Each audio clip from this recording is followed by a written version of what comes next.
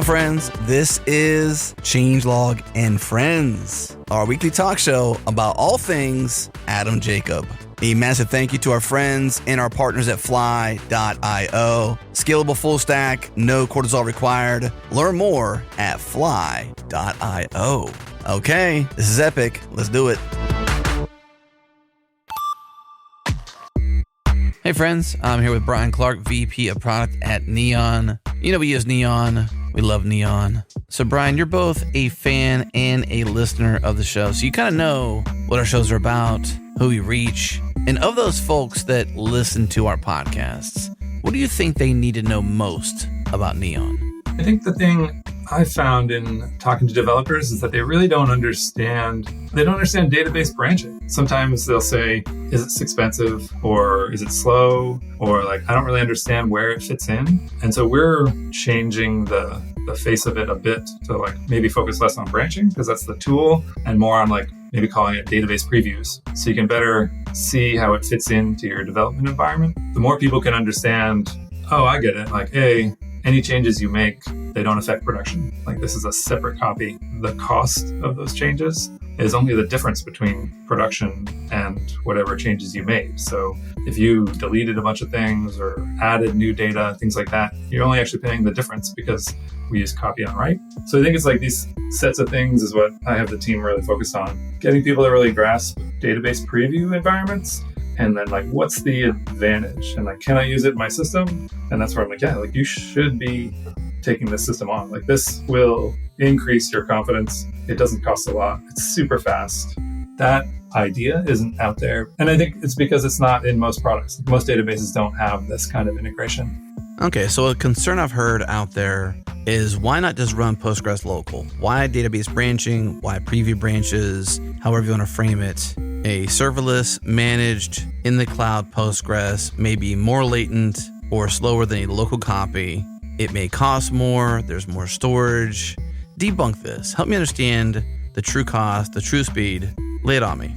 So in a pull request, like a preview environment, this system is fast. So Neon databases spin up in 500 milliseconds or less. You're not affecting the speed of your CI/CD system at all. The copy on write for our storage means that there's no actual operation. It's like a kind of a null operation when we create a branch. You instantly have access to the production data, but nothing has changed. Only until you start writing do we actually save the differences there. Yeah, you're not paying for extra data. It's not like you're creating a fork and then you like allocate a whole other 200 gigabyte storage system and a whole other separate compute. We attach compute directly to the original storage. Yeah, those things are super fast, and that's in the pull request environment. For the most part, on your desktop environment, your laptop environment, you won't notice a slowdown there. And you can do reset and things like that. So you can make a bunch of changes.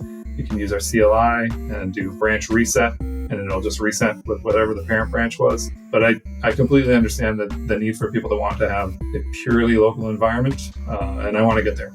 So Neon is super fast. Production, managed, serverless databases that are basically never idle. They wake up in less than 500 milliseconds. That's fast. It's managed, it scales, it branches. What else do you need? Learn more at neon.tech. That's neon.tech. Neon.tech.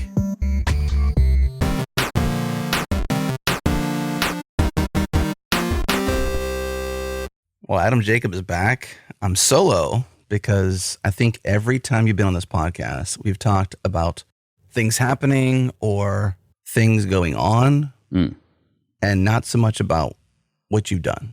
That's true. You know, you've sprinkled some stuff in there, of course, right? Yeah. But never Founders Talk meets, the Changelog meets, Changelog and Friends. And that's what this is. Mm-hmm. This is Changelog and Friends. So friends, listen to this. This is a different flavor of Friends. So buckle up. Yeah. I kind of want to go into your journey a bit. I mean, you've been on the show, I think, 4 times directly, a 5th time indirectly, because you were too busy to record. Things happened. And that's when Elastic versus AWS happened. And we had to borrow previously recorded stuff that was pertinent. And it worked out well. Yeah. So I was even great when I wasn't there.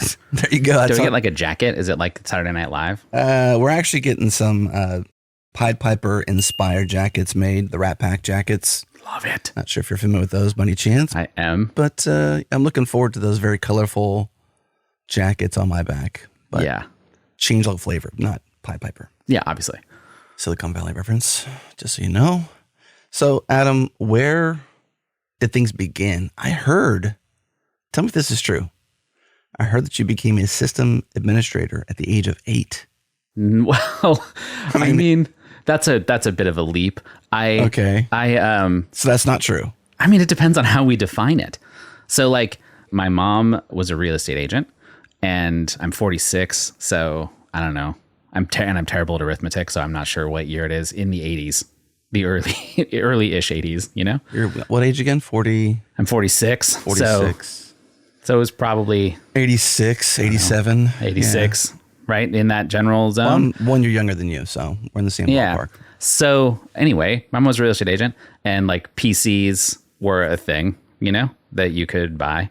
And so she bought one that had a modem because she wanted to be able to dial into the MLS. And that's the multiple listing service for people who didn't grow up the children of real estate agents. And it was where all the houses are, you know, like when they list houses, it's like the database you could go look at. And so you could dial into this bulletin board and the bulletin board was the MLS. And then, you know, I thought it was awesome. And so you couldn't keep me off the thing from both playing video games, because obviously, but also that modem meant you could just call bulletin boards. And so I have an older brother, and my older brother had a friend who he'd been on bulletin boards. And so he immediately showed me that bulletin boards existed and how to call them. And I was just like, wait. Like you can just like call other people's computers and then do stuff, like talk to them, you know, like you could page the sysop and they would like, it would like ding their computer and they would hit spacebar and then you could like chat with the person who like ran the bulletin board. And like, I just thought that was the coolest thing that had ever happened. And then I discovered FidoNet. So FidoNet was like an early version of email. So there's like pack mail. So you could build. And what was cool about FidoNet was it was basically like a regional network. So what happened is every bulletin board would call a central bulletin board, or sorry, the opposite way. So the central bulletin board with a central hub would call all the bulletin boards in a area code and then collect all their mail and then make one single long distance call. And so everybody would sort of pitch in to cover the long distance fees for transferring your mail. And you could send mail all over the world. And the thing that blew my mind, because this was like peak Cold War, was you could send email to Russia.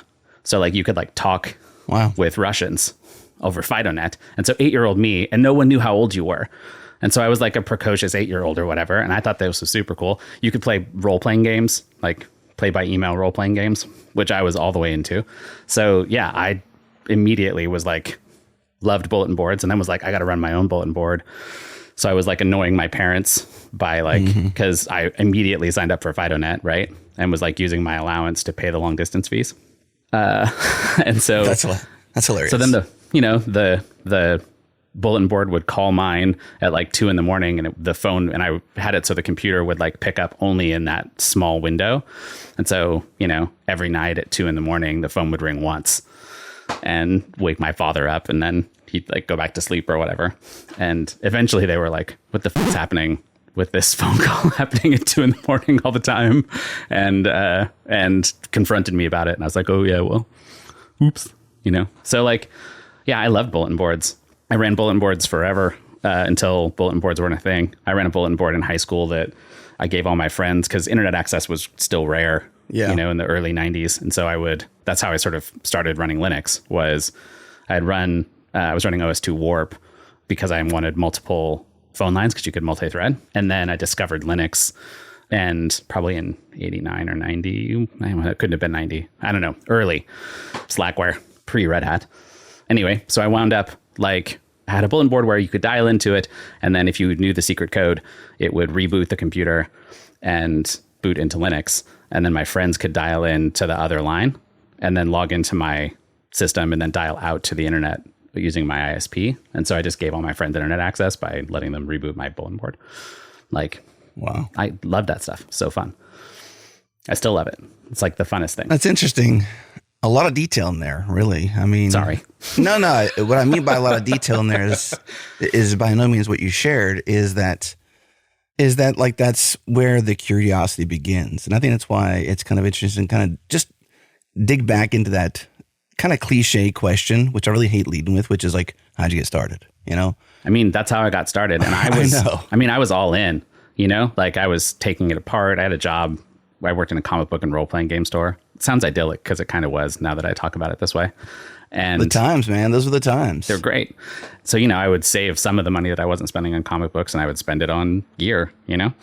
And like, yeah, it was great. I still, like, when I think about my life and I think about my career, I still kind of think of it as one unbroken arc from discovering that it was awesome to talk to people on computers. And like my whole life has just been somehow facilitating people talking to each other on computers because I just think it's so cool. Not just like I like doing it, but I like making it happen even more, you know? Like I just love, I just really like the details of it. And I like I like how computers work and I like how you put them together. And I think operating systems are cool. And, you know, like that's been the vibe the whole time. At what point did it go from hobby to, wow, I can actually do this as a career? Yeah. So one of my old friends, still one of my best friends, see him all the time, comes to family dinner like every couple of weeks, got a job at 16. I already had a job because I was working in the comic book store, but he got a job working for this ISP. So to sort of set the scene for people who aren't as old as Adam and I, like the way the internet happened in the United States anyway, was very grassrootsy. So it started out like with lots of tiny mom and pop ISPs. And so in this case, it was a very mom and pop ISP in Vancouver, Washington, that was in the back of a dentist's office. So you like walked through the dentist's office, like people were getting their teeth worked on and stuff, past oral surgery. And then you would go into the back office and they took one of the back office rooms and turned it into a data center. They had a couple of half racks, you know, and we like put modems in switches them. And yeah. And then they were running, you know, there was a FreeBSD server and a Windows NT server. And that was like the ISP. And so he had gotten a job doing tech support for them and they were looking to hire another person. And so he was like, hey, my friend Adam can totally do this. And then I immediately was like, I want to be the systems administrator. And there was this like very cool kid that was the systems administrator. He was this older kid that worked at, you know, was in the community college or whatever and was into like Skinny Puppy and wore like, you know, had like safety pins in his face and like. I have no idea what Skinny Puppy is. Skinny Puppy's an industrial band. Okay. Yeah, it should set a vibe. If you think like that early like 90s cyberpunk, that vision of what the future would be, he kind of looked like that. Sure. Okay. Like when that was still a thing you could be and you were being actually edgy instead of like Hot Topic, you know? Like it hadn't quite reached Hot Topic yet. I Googled some images and I'm seeing what I'm seeing and it's very large hair, very mascara. Skinny Puppy? Yeah. Yeah, sure. Because that era it also overlapped with hair metal, you know? Sure, yeah. So yeah, you had to have massive hair. Yeah, yeah. He didn't really have massive hair in my memory, but I didn't know him for that long. He had a hot girlfriend. I remember that. Thought that was cool. All black, leather. Yeah, definitely. Strong cheekbones. Yeah, lots of German cheekbones. You know, lots of, you know? Sure. Anyway, you know, I thought that was incredible. But he was also kind of a slacker because like this was the least interesting part of his day. And it was the most interesting part of mine. And so I would just like do work for him, you know, because he was whatever, too busy, by which I mean not there, you know, and it was great. And yeah. So I was 17. I was probably 16, 17, something in there because the memory gets hazy, you know. And then I went to Arizona ostensibly to go to college. I was a terrible student. I had a 1.66 GPA, strong D average. I graduated high school because I would cut class, obviously, because nobody who doesn't cut class gets a D average. And I would, like a total loser, I would hang out in the library. And I had befriended one of the librarians. And so she would like let me cut class and hang out in the library. And so I was cutting class and hanging out in the library. And we were talking about how I wasn't going to graduate. And so the library had like still books of all the Washington state law, you know, like, you know, they would still publish them in volumes, like it was the Encyclopedia Britannica or whatever. And she found this loophole in state law where you could be concurrently enrolled in college and high school at the same time. And if you dropped out of high school with 6 months left, then they just froze your grades as they were when you dropped out and graduated you anyway. And so I basically concurrently enrolled myself in college and then dropped out and then graduated through the college as an adult, which means you don't need all of the extra credits for vocational stuff. You can just graduate with like 40 fewer credits or whatever than you normally could. And told all the kids in my high school how to do it. So like 20 of us dropped out all at once. It was great. So you dropped out. So we dropped out, went to Arizona, got a job at another ISP. And yeah, it was that or running a children's theater, and the ISP paid better. So. Okay. So you traded ISPs essentially. You went from yeah, one in Vancouver to one in Arizona via a loophole in the law that let you drop out. Yeah, and I had another teacher who was like very upset that I wasn't going to go to college. So he was like, if I find you a college, you have to go? And I was like, sure. And so he did. He found DeVry before DeVry was really that big of a deal. There were only 2 DeVrys. And yeah, so I wound up going to DeVry in Phoenix and was there for I think they had trimester. So I was there for like 1 trimester because I got this job working in this ISP, and it paid as well as the average degree graduate from DeVry. And so my mom was like, hey, I called my mom and was like, I think I should drop out because I'm getting paid. And she was like, oh, you should probably talk to the guidance counselor. And so I went to the guidance counselor at DeVry and told them what was up. And they were like, yeah, you need to quit. Like this, the thing everybody's here for is to get a job that pays you should not be here. And so I called my mom back and was like, guidance counselor said I should drop out. So yeah. And then those ISPs, like, in that era, it was like a big growth time for getting everybody on the internet. So the big thing everybody was doing in technology was just getting people on the internet. So that first ISP I worked for was in someone's garage. All sorts of fun stories that I can't really tell about that ISP. Really? No, I really can't. We'll just what say makes you not be able to? It's complicated. It was the people in this era. Sometimes the people who ran ISPs were, I'm going to say sketchy. So like, if you talk to people who worked in that era in ISPs, they almost all have stories where they're somehow connected to like mobsters and drugs and like, because it was a growth mom and pop industry where you could make a lot of money very quickly, and it took some capital investment. And so you can see how it sort of comes together in a certain shape. And so everybody I know who worked in that era, if you ask them, they have a story like that. And I have one too, but I can't really tell it because the people who were involved in that story, like, they're good people who I really like, and I don't need to like talk about them on a podcast. So it's easy to trace you back to the company and probably easy to find their name. Yeah, exactly. And I don't need any of that. But like, rest assured, they're funny stories. I shouldn't have even mentioned it, but now you got me curious and upset. Yeah. Okay. I know.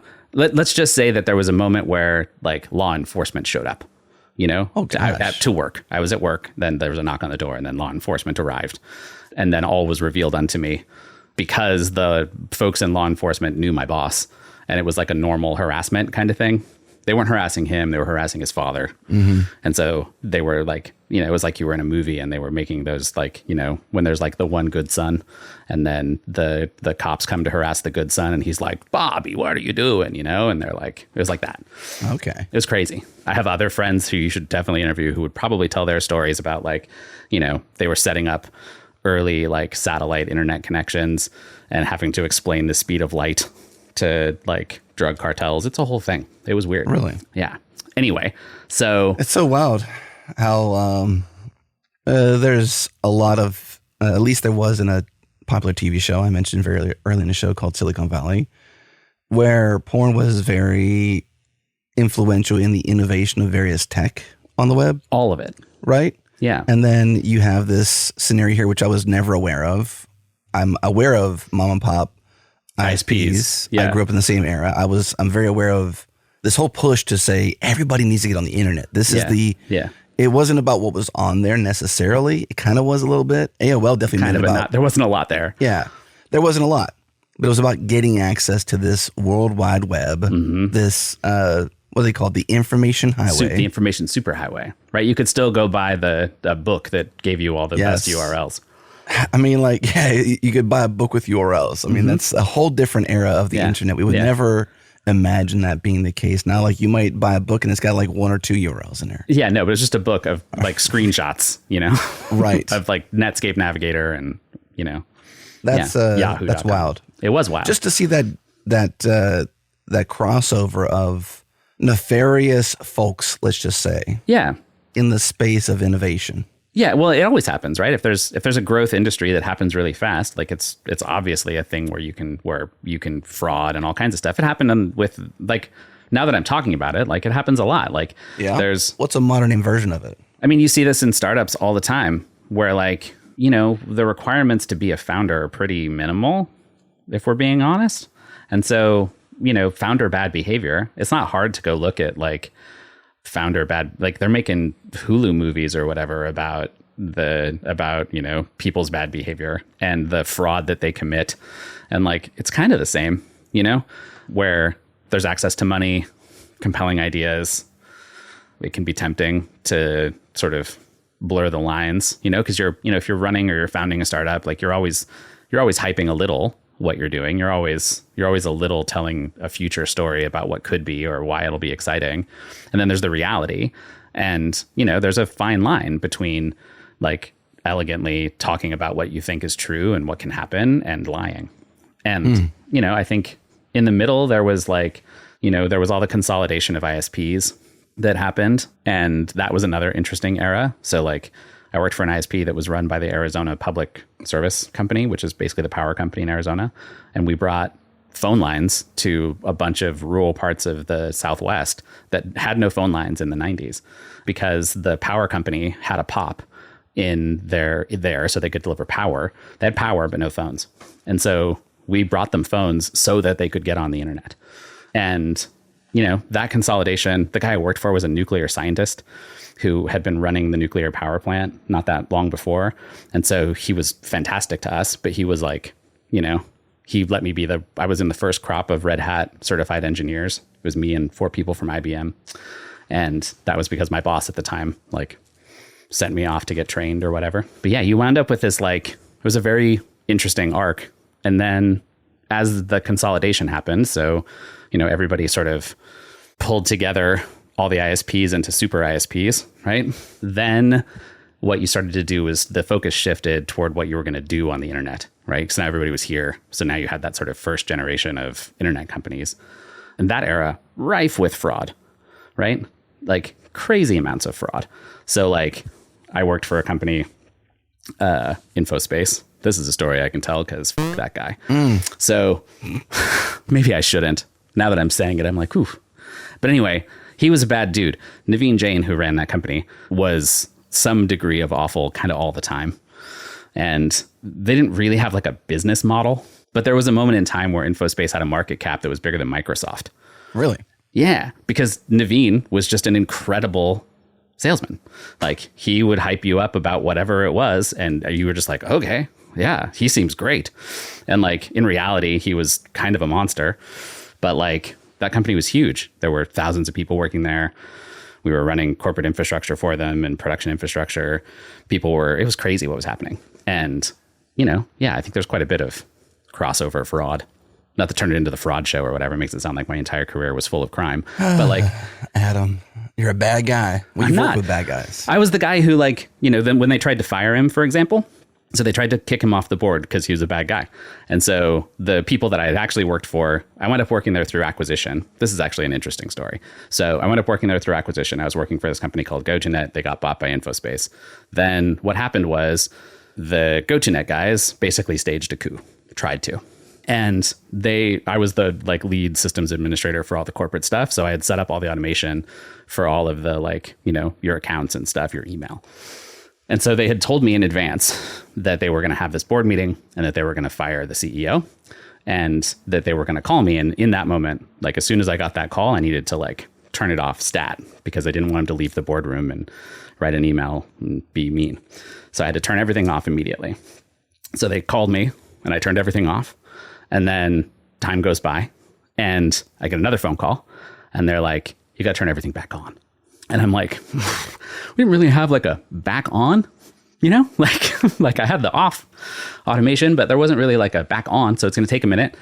So yeah, it turns out that what had happened was he had staged this coup and he threatened basically to take all of the revenue, all the contracts, many of which were in his name, across the street to a new company that he was going to start and, you know, bankrupt them. And so the board then decided to fire the guys that I had worked for who had tried to kick him out. And then it took years for him to finally be replaced. Like his investors just relentlessly pushing him out of that company, which, eventually died the death it deserved, it was a company that had no real revenue, had no real products. It was but thousands of us worked there doing stuff. It was crazy. Yeah. That was what it was like in Web 1.0 for like a lot of people. There was just a lot of web beta or something like that. Not even like Web 1.0. Yeah. Because like what could be, not quite what is. Yeah. Because nobody knew, like everybody was just trying to figure out what would stick and you had no idea. And everybody who was on the internet was stoked because they were like, I'm on the internet. New stuff's happening, And like, it was awesome. But it was insane and often strange. So like, then I went to work for another company. It doesn't really matter. But then I wound up working for that same set of executives, the initial set again, at another company. So, and I loved the team. And there were a lot of the same people that I'd been working with for a long time at this point at a company called Marchex. And they had a business model that it was at least clear if weird, which is basically they would pick a vertical, they'd pick like targeted ads, and then they would consolidate the like, fourth, fifth, and sixth biggest players in the game. So they would buy them and then smoosh them together and it would sort of spike the revenue. And our job was to compress the spend. So basically we built a machine that could just slurp up people's companies. So like, if you ran a targeted ad company, we could buy you and then we would show up and look at how you ran the software and then port it to the automation that put it on our gear. And then that would drop the cost to serve, which would then spike profit, right? And you can see how that sort of turns you into a profitable company over time. Mm-hmm. And so I worked for them for a while and we did that a lot. Tons of interesting stories kind of live in there. Yeah. You've had some adventures. Yeah. I've enjoyed this seemingly tangent we've been on, but I'm really curious about, it doesn't sound like you went to school to learn what you learned. Mm-mm. So you kind of learn by doing, right? Yeah. Learn by passion, maybe even, and obviously by doing. And you mentioned FreeBSD and you mentioned Linux and like this is 89 era. Yeah, it wasn't even FreeBSD, it was BSDI. Okay. Yeah, and it was mostly Linux. So Linux changed my life, like as soon as Linux showed up and suddenly I could see all the source code, that was a revelation in like... Did you actually look at the Linux source code though? Yeah, because... I've never looked at the Linux source code personally, ever. I mean, when you could get it on floppy disks and then you suddenly had this, like I loved operating systems. And so, but you couldn't see the source code to DOS or OS2 or Windows, but Linux, I was like, whoa, I can read like man pages for everything and I can look at the source code and I can like figure out what to do. And I learned what a compiler was and like all of that stuff happened because Linux happened. And then there was this huge community of people who were so giving with their time and so giving with their focus that they really were, it was very supportive as a place to learn. And so like when I was working for that ISP in Arizona, I patched the Red Hat installer. So there was a bug in Kickstart that made it so, we basically couldn't automate the installation of this ISP that we were building. And so I patched it and sent them the patch and they like accepted it, and suddenly that was like, they showed up in an errata, and then when they IPO'd, they like sent me a little thing and were like, hey, thanks for the patch. Like, here's your friends and family thing, like it was great. The early era of that, that era was very like, was really rich and interesting. And like, it was also where I saw the first people, I became a free software person. So the idea that was important, like that's how that happened for me. So why I care so much about open source and why I care so much about licensing and all of that stuff is because if it wasn't for that moment, like I can't imagine how my life could have possibly evolved in the way that it did because I didn't go to school. Nobody did teach me. Like what I had was this incredibly supportive community and this rich access to information. And those two things sort of allowed me to catapult myself into a different place. It's interesting how pivotal Linux is to so many people's lives. And just the idea of open source, I mean, I have a similar story, not the same, obviously. I haven't been to 17,000 different ISPs with various nefarious folks involved or not involved. Yeah. Like you have, and have the journey that you had. But yeah, it makes it sound like I worked for crime families. That's why I didn't. I mean, you may have, Adam. I mean, it sounds like you may have, honestly. I mean, maybe just the one, but not just like the one. Not like a lot. Yeah, sure. I mean, you worked for a company that was staging a coup. I mean, boardroom. You're in coup. Succession, basically. I mean, you've lived a movie. I wasn't in the room. I was just the nerdy kid they called. You were the kid in the back that was told to push the off button and then suddenly push it back on, and there's no on button. And then I had to push the off button for thousands of people. And that was a bummer. Did you watch the TV show Succession? I watched a lot of it. I didn't watch all of it. Man, I couldn't put it down. I was into it. It was a really, really well acted. It was incredible. Show. Yeah. It's so dark.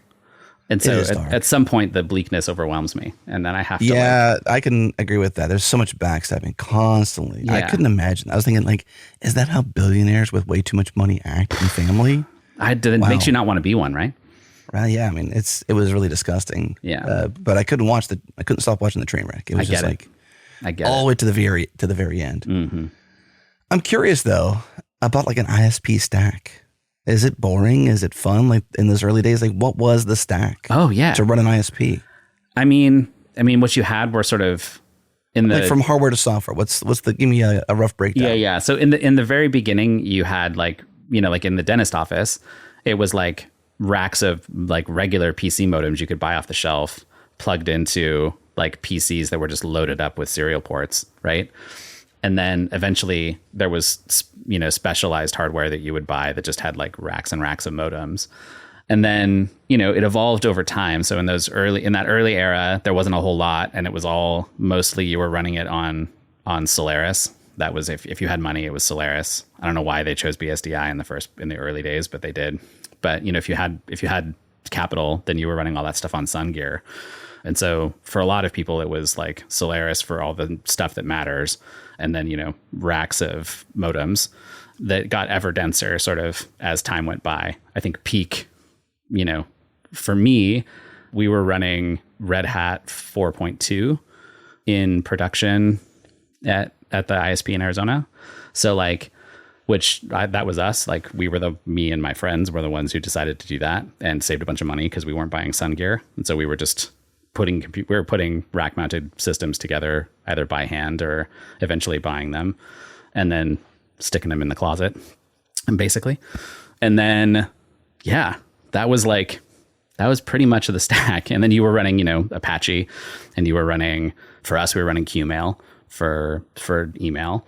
And that was about it. You got your home directory and you could like put up your little website on it or whatever.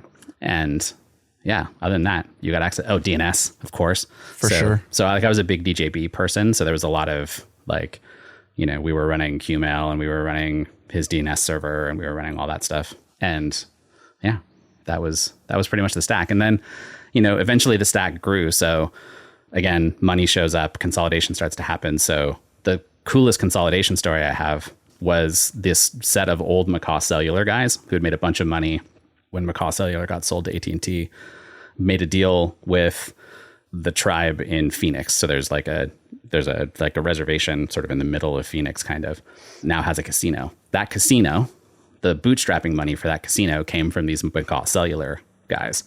And what they did was made a deal with the tribe that they could build a huge data center on tribal land, and they filled it with modems, and they put in their own like I think it was a class 3 switch. This was a long time ago, so somebody's going to be like, it couldn't have been class 3, it was class 2 or whatever. But they put in a phone switch that could do long distance phone switching. And then they got the tribe to put in a tariff. So any long distance call that wound up getting terminated at their giant switch, they got like 10 cents. And then they split it between this like telecom company and the tribe. And so then they went around to all the ISPs and went, stop running your own POPs. We've got all the modems and we'll just route the traffic directly to you. So just buy colo space next to our huge bank of modems. And then you don't have to manage all the modems anymore. And you can just run your gear right next to it. And then we'll take a nut every time. And the guy who set that up was humongous. He was like, I don't know. He's like, in my mind, he was like 6'8". He wasn't that tall. He couldn't have been. But like in my head, he was like an ogre. He's huge.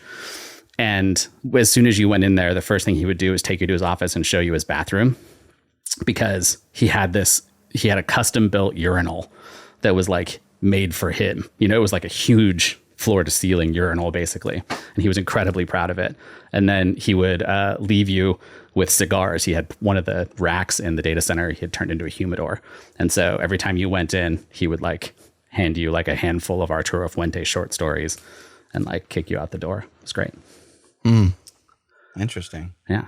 That's like a weird version of cloud in a way. It's like modem cloud, right? Come colo next to me.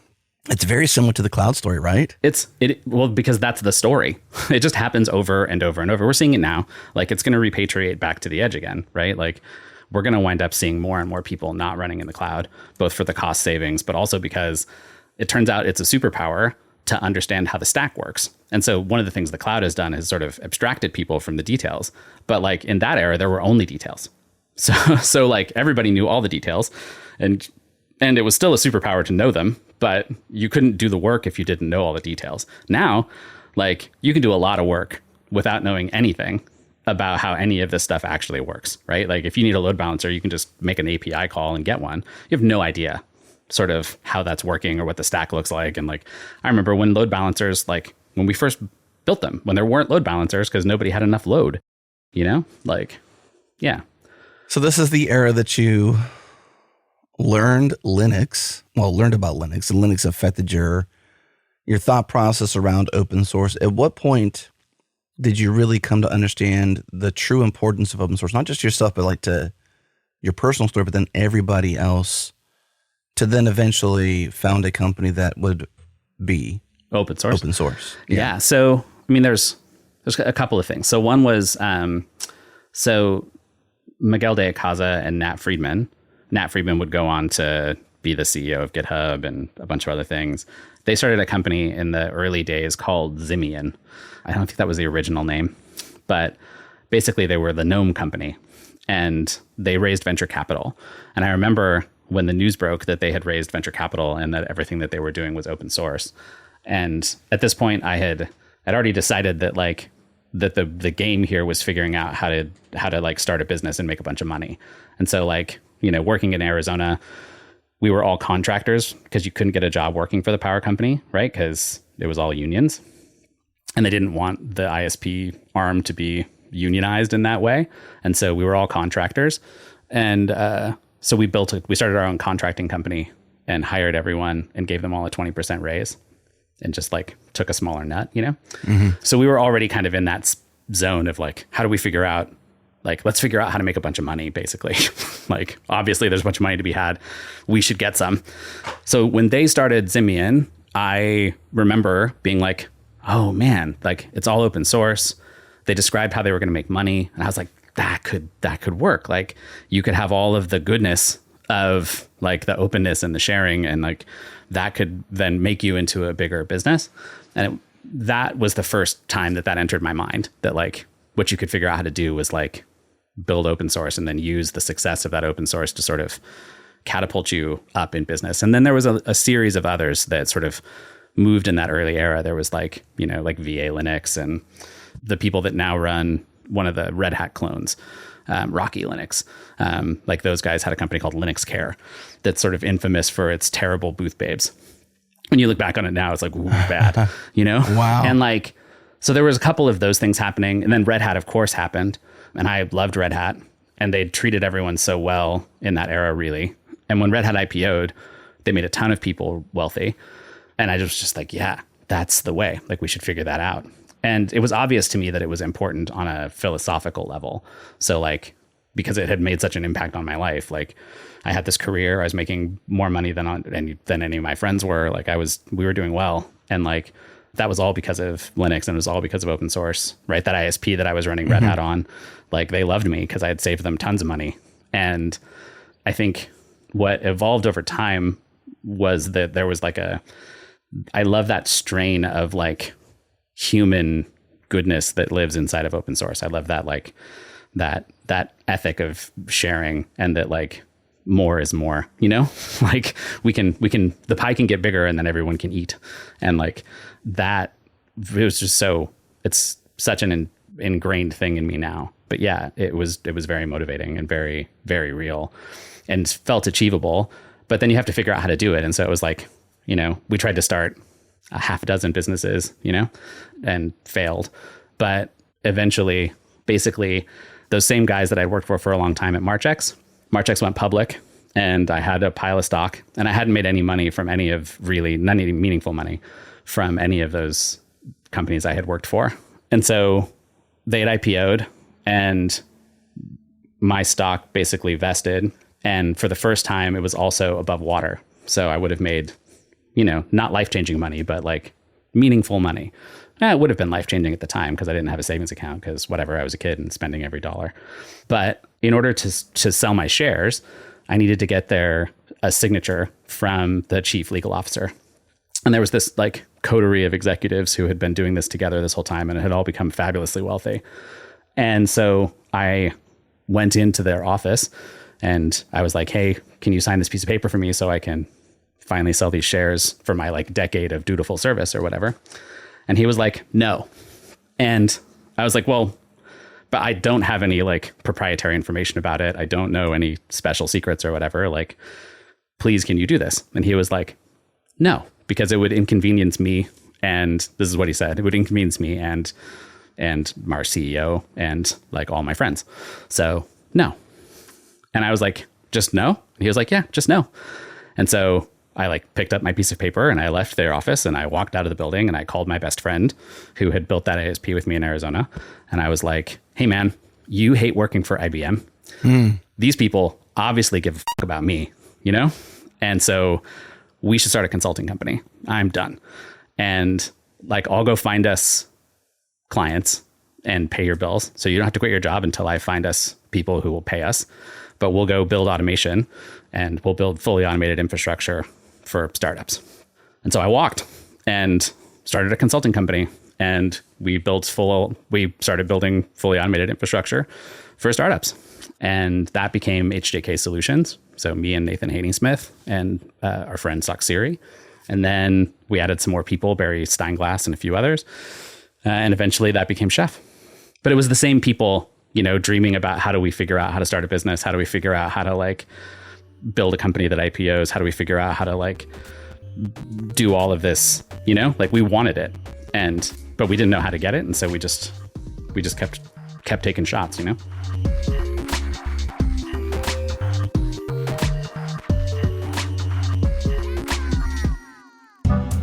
What's up, friends? I'm here with Todd Kaufman, CEO of Test Double. You may know Test Double from friend of the show, Justin Searles. So Todd, on the homepage for Test Double, you say, great software is made by great teams. We build both. That's a bold statement. Yes. We often are brought in to help clients by adding capacity to their teams or maybe solving a technical problem that they didn't have the experience to solve. But we feel like we want to set up our clients for future success. And the computers just do what we tell them. So, well, at least for now. We try to work with our client teams to make sure that they're in a great state, that they have clarity and expectations, healthy development practices, lean processes that allow them to really deliver value into production really quickly. So we started a lot of our engagements by just adding capacity or technical know-how. We end a lot of our engagements by really setting up client teams for success. Yeah, I like that. So when you say to someone, you should hire Test Double for this reason, what is that promise? I'll throw out a couple of different promises. I would say, one, we will leave your team in a better state than we found them. And that may be improving the code base. It may be improving some of the test suite. More often than not, it's sharing our experience and our perspectives with your team members so that they're accelerating along their own kind of career growth path. Maybe they're learning new tech by virtue of working with us. Maybe they are figuring out ways to build software with a higher level of quality or scale. Or maybe they're even focusing on the more human side of the equation and figuring out how to better communicate with coworkers or stakeholders or whomever. So that's guarantee number one. The other one I would say is that we're going to deliver without being a weight on your organization. So by that, I mean, we're able to come in really quickly, acclimate, learn your systems, learn your processes, learn the right people, and deliver features within, our first days there. So our challenge to our team is to always be shipping a pull request in the first week of work. So we acclimate very quickly and we're very driven to get things done. That means we don't require a lot of supervision or management overhead or technical support the way some companies envision working with a consulting firm. So we really challenge ourselves and guarantee to our clients that we're going to be very easy to work with. Very cool, Todd. I love it. So listeners, this is why Edward Kim, co-founder and head of technology at Gusto, says, quote, give Test Double your hardest problems to solve, end quote. You can trust them. They build great software. They build great teams, and they'll do it for you. You can learn more at testdouble.com. Again, testdouble.com. Is it HJK? Is that right? Yeah. So you created a consulting company. Did you essentially do it by yourself and then bring in clients and then enable your friends to join you? Is that kind of like how it panned out? Yeah. So I found the first contract. Okay. Where basically what we sold was you'd pay us a fixed fee and we would automate everything. So application deployment, monitoring, trending, operating system installation, identity management, backups, database management, all that stuff. So big, long list. And we would fully automate all of it for a fixed fee. So, you'd pay us $20,000 and we would deliver all this automation. And then you paid us a retainer to maintain it. And the fastest we ever turned it around was 24 hours. So we had someone sign the contract and pay us $20,000. And then 24 hours later, we'd fully automated everything they did. Yeah, it was great. We were murderers. I'm not sure you should say that given the history you've shared. But this is how I met Jesse Robbins, who's sort of integral to the chef story. So Jesse was the master of disaster at Amazon. So Jesse, and if you ever meet him, he's like a larger than life human. He's an incredibly motivating person. He has a deep and foundational belief in both himself and other people. He's a lovely person. And it was Jesse who was like, we tried to recruit him to our little consulting company. And he was like, no, I'm not leaving my job as the master of disaster at Amazon to come join your fucking consulting company. But if you build a product, call me. And so we had grown. We had a couple of people working for us, mostly our friends. We had, maybe a dozen clients. And we were using Puppet at the time. We built all that automation on top of Puppet. And there was this horrific moment where Puppet had two things wrong with it. So one was we were automating more than most people were with Puppet. And so the way Puppet was designed meant that it wasn't very repeatable. So, you'd build this big graph and then you would do a topological sort of the graph, and topological sorts are random basically. And so sometimes the graph would sort in a way that worked and sometimes it wouldn't. And the answer was just run the automation again and hope it sorts itself out. Or figure out the bug in your graph and fix the bug. Either way, what it meant was we would sell all this automation to these people and it would work 100% of the time, 80% of the time. And then 20% of the time, it just wouldn't work at all. Or it would take 5 times as long. And people didn't love that. And so that was frustrating. And then there was this bug where suddenly files at random would start getting overwritten by checksums. So you'd have your resolve comp file or whatever would just go away and it would be replaced with just a checksum. No way. Yeah, totally. And that's the worst ever. Was so bad. So this happens to our biggest client, right? And I hop on IRC and I'm like, yo dogs, have you seen this horrific thing happen? And the channel is like, oh yeah, we know about that one. And links me to the bug. And I'm like, what? What memo did I miss? This isn't fixed? How did this not, how did it not pop to the top of the community's stack? You just, I was paying attention. I was pretty involved. And I didn't know. So anyway, this bug comes in and in the bug report, there's, it's filed by this kid in New Zealand and he files the bug and Luke responds and he's like, I tried to reproduce this and I couldn't make it happen in the lab. And I've spent as much time as I'm willing to spend on it. So unless you're willing to pay me for a support contract, I'm done. And I was like, for real? It just overwrites files with checksums and you're just like, I'm out. And he was like, yeah, I got to eat. And I'm like, yeah, man, I have to eat too. We should fix this bug. And he was like, well, you should pay me and I'll fix it. And I was like, what if we just worked together? How about I put my labor toward figuring out what the bug is and we solve this problem? He's like, no. If you do that, you're taking food out of my children's mouths and you should you should go somewhere. Don't do that. And I was like, dude, I'm not paying you, you know, like I'm not going to pay you money to fix this bug. I'm willing to fix it, but I'm not willing to pay you to do it. I'm willing to put my own time against it because I got a consulting company to run. We weren't making that much money. It's not like I had the cash laying around. And so I went to the person who filed the bug and I was like, hey, can you get this to happen reliably? And he's like, yeah, absolutely. And it wasn't reliable for us. And so I was like, great. Can you get me access to the system that does this reliably? And he did. And so he gave me access to the system in New Zealand.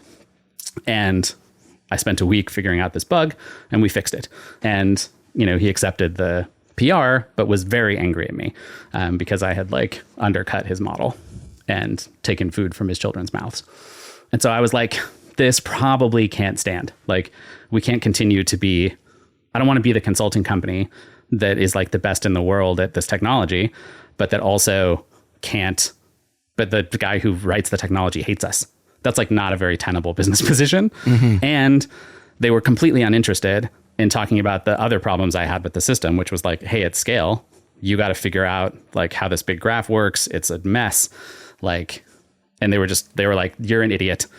If you didn't do it, if you weren't such a big dum-dum, this wouldn't be a problem.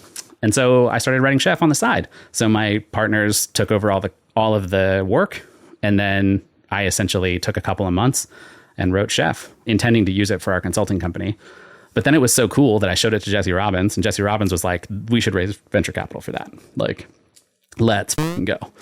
And so Jesse joined us as the CEO, and we raised venture capital. And I showed it to Ezra Zygmunt-Tuvich at Engine Yard, who, rest in peace, Ezra, who would have written Chef if I hadn't written it. He was already thinking about doing it. But I had written Chef, and he was like, this is what I want. And so before we even publicly launched it, we used it to automate Engine Yard and then to make it available to Engine Yard's customers. So when we had a pretty great launch, and Ezra supported us, and the rest is history. Wow. I can remember some DMs with Ezra, and I was sad because obviously he passed away.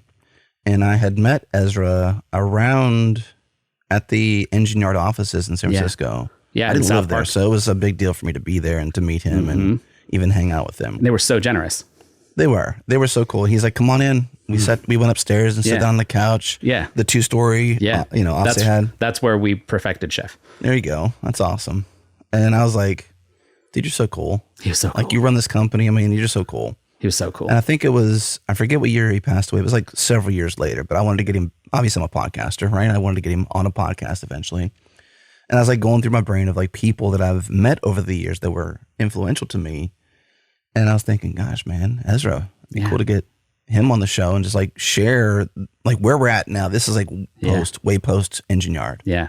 But that was like the foundation for so much. So much. In like the early Ruby hosting days for sure. But then also a lot of the cloud development that's happened and stuff like that. It's just pivotal. Yeah. Way ahead of his time. It was, yeah. But when you think about, you know, that early internet and the culture and the people and open source, Ezra's a perfect example.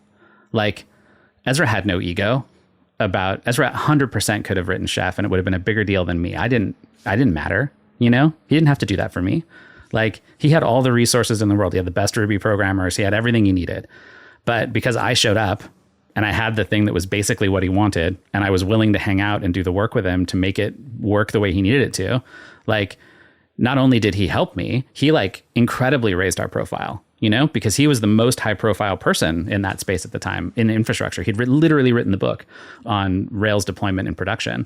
And he was just so thrilled to help us and to like move that forward. And if he hadn't done it, like, we wouldn't have been as successful as we were. And he didn't have to, you know, he did it because that's who he was. And because he believed in open source and he believed in all of those things as deeply as we did. And yeah, I miss Ezra. He was great. Rest in peace, Ezra. Definitely. Going back to Luke, Puppet is open source. He wants you to pay him. He did, yeah. Which was fine. I wasn't upset that he wanted to get paid. It was just right. I was upset at the there's this severity one awful thing. The severity, yeah. And his answer was basically like, you must pay me or I won't fix it. And I was like, I can't even with that. Like why wouldn't you see that this is a thing you must fix? You know, like, it's obviously terrible for your product. That's the part I want to dig into, the whole you must fix. Because I'm sure you know how open source works, Adam. I'm talking to the person I go to for answers. Well, now I got deep philosophical questions about open source and the way it merges with, our freedoms in it. Yeah. He's free to not fix it, right? He's 100% free to not fix it. But you're like, dude, come on, it's so bad you should, right? Yes, because... But you use the word must is what I'm trying to dig into. Because product-wise, you must. Okay. If you're trying, like what Luke wanted most, and we'd spent time together, I knew. Like Luke wanted the ring. Like Luke wanted it all. That was what he wanted. And so like, this was a terrible business decision. And so the argument I was having with him wasn't demanding his time for free. I was like, homie, do you not see that this is phenomenally bad for you? Like when you think about just people adopting the software, using it, trusting it, Puppet was on the rise. And like, here's this lurking time bomb. It was the thing to use. It was absolutely the thing to use. And like, and it was great. And like, and here's this time bomb, sitting in the middle of your product. And like, that's not the thing. And like, I just didn't understand it.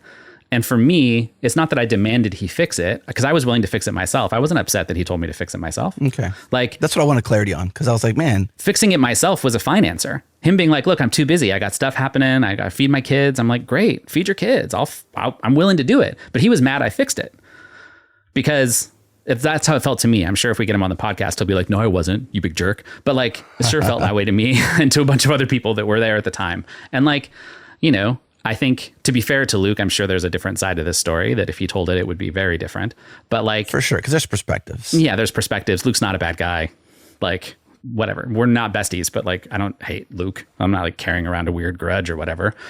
But yeah, it was more of those pieces I couldn't understand. And then for me, building my business, and I was out stumping. I was going to conferences, giving Puppet talks. I was telling people this was the way and teaching them how to do it, because it was raising my own profile at the same time and his. And I was like, I can't do it if what I'm leading all those people into is the trap of, in this way. And so the inevitable resolve conf file getting overwritten with a checksum. That's just right. That's bad news. It was tough. It was tough. That you couldn't even personally reproduce. It just happens at random. Yeah. It was bad. And so, yeah, it wasn't that I demanded that he do the work. Must was like, it's clearly you must fix it for your survival, for your own best interest, and for mine, because I'm trying to build a business on top of your software and I can't do it. And he was kind of annoyed I was doing that too. Because again, if I wasn't doing it, maybe they would have called Luke, And then we raised venture capital, I think, before Luke did, which I think annoyed him too. And certainly the existence of Chef annoyed him, because it felt like, we had stolen from him. We didn't, but that's how it felt at the time. Did you begin from first principles? I know you didn't steal any code, obviously, but did you borrow any? I mean, because open source is like, it's art. Yeah. And art imitates other art, right? Yeah. There's borrowing that happen. There's influences that happen, obviously, right? Look, it was 100% influenced by Puppet. If Puppet, like, there's a bunch of things that Luke invented, like the declarative resource abstraction, that idea that you would just say, this is the file and here's the shape that I want it in. And then here's like a package and I want that in this condition.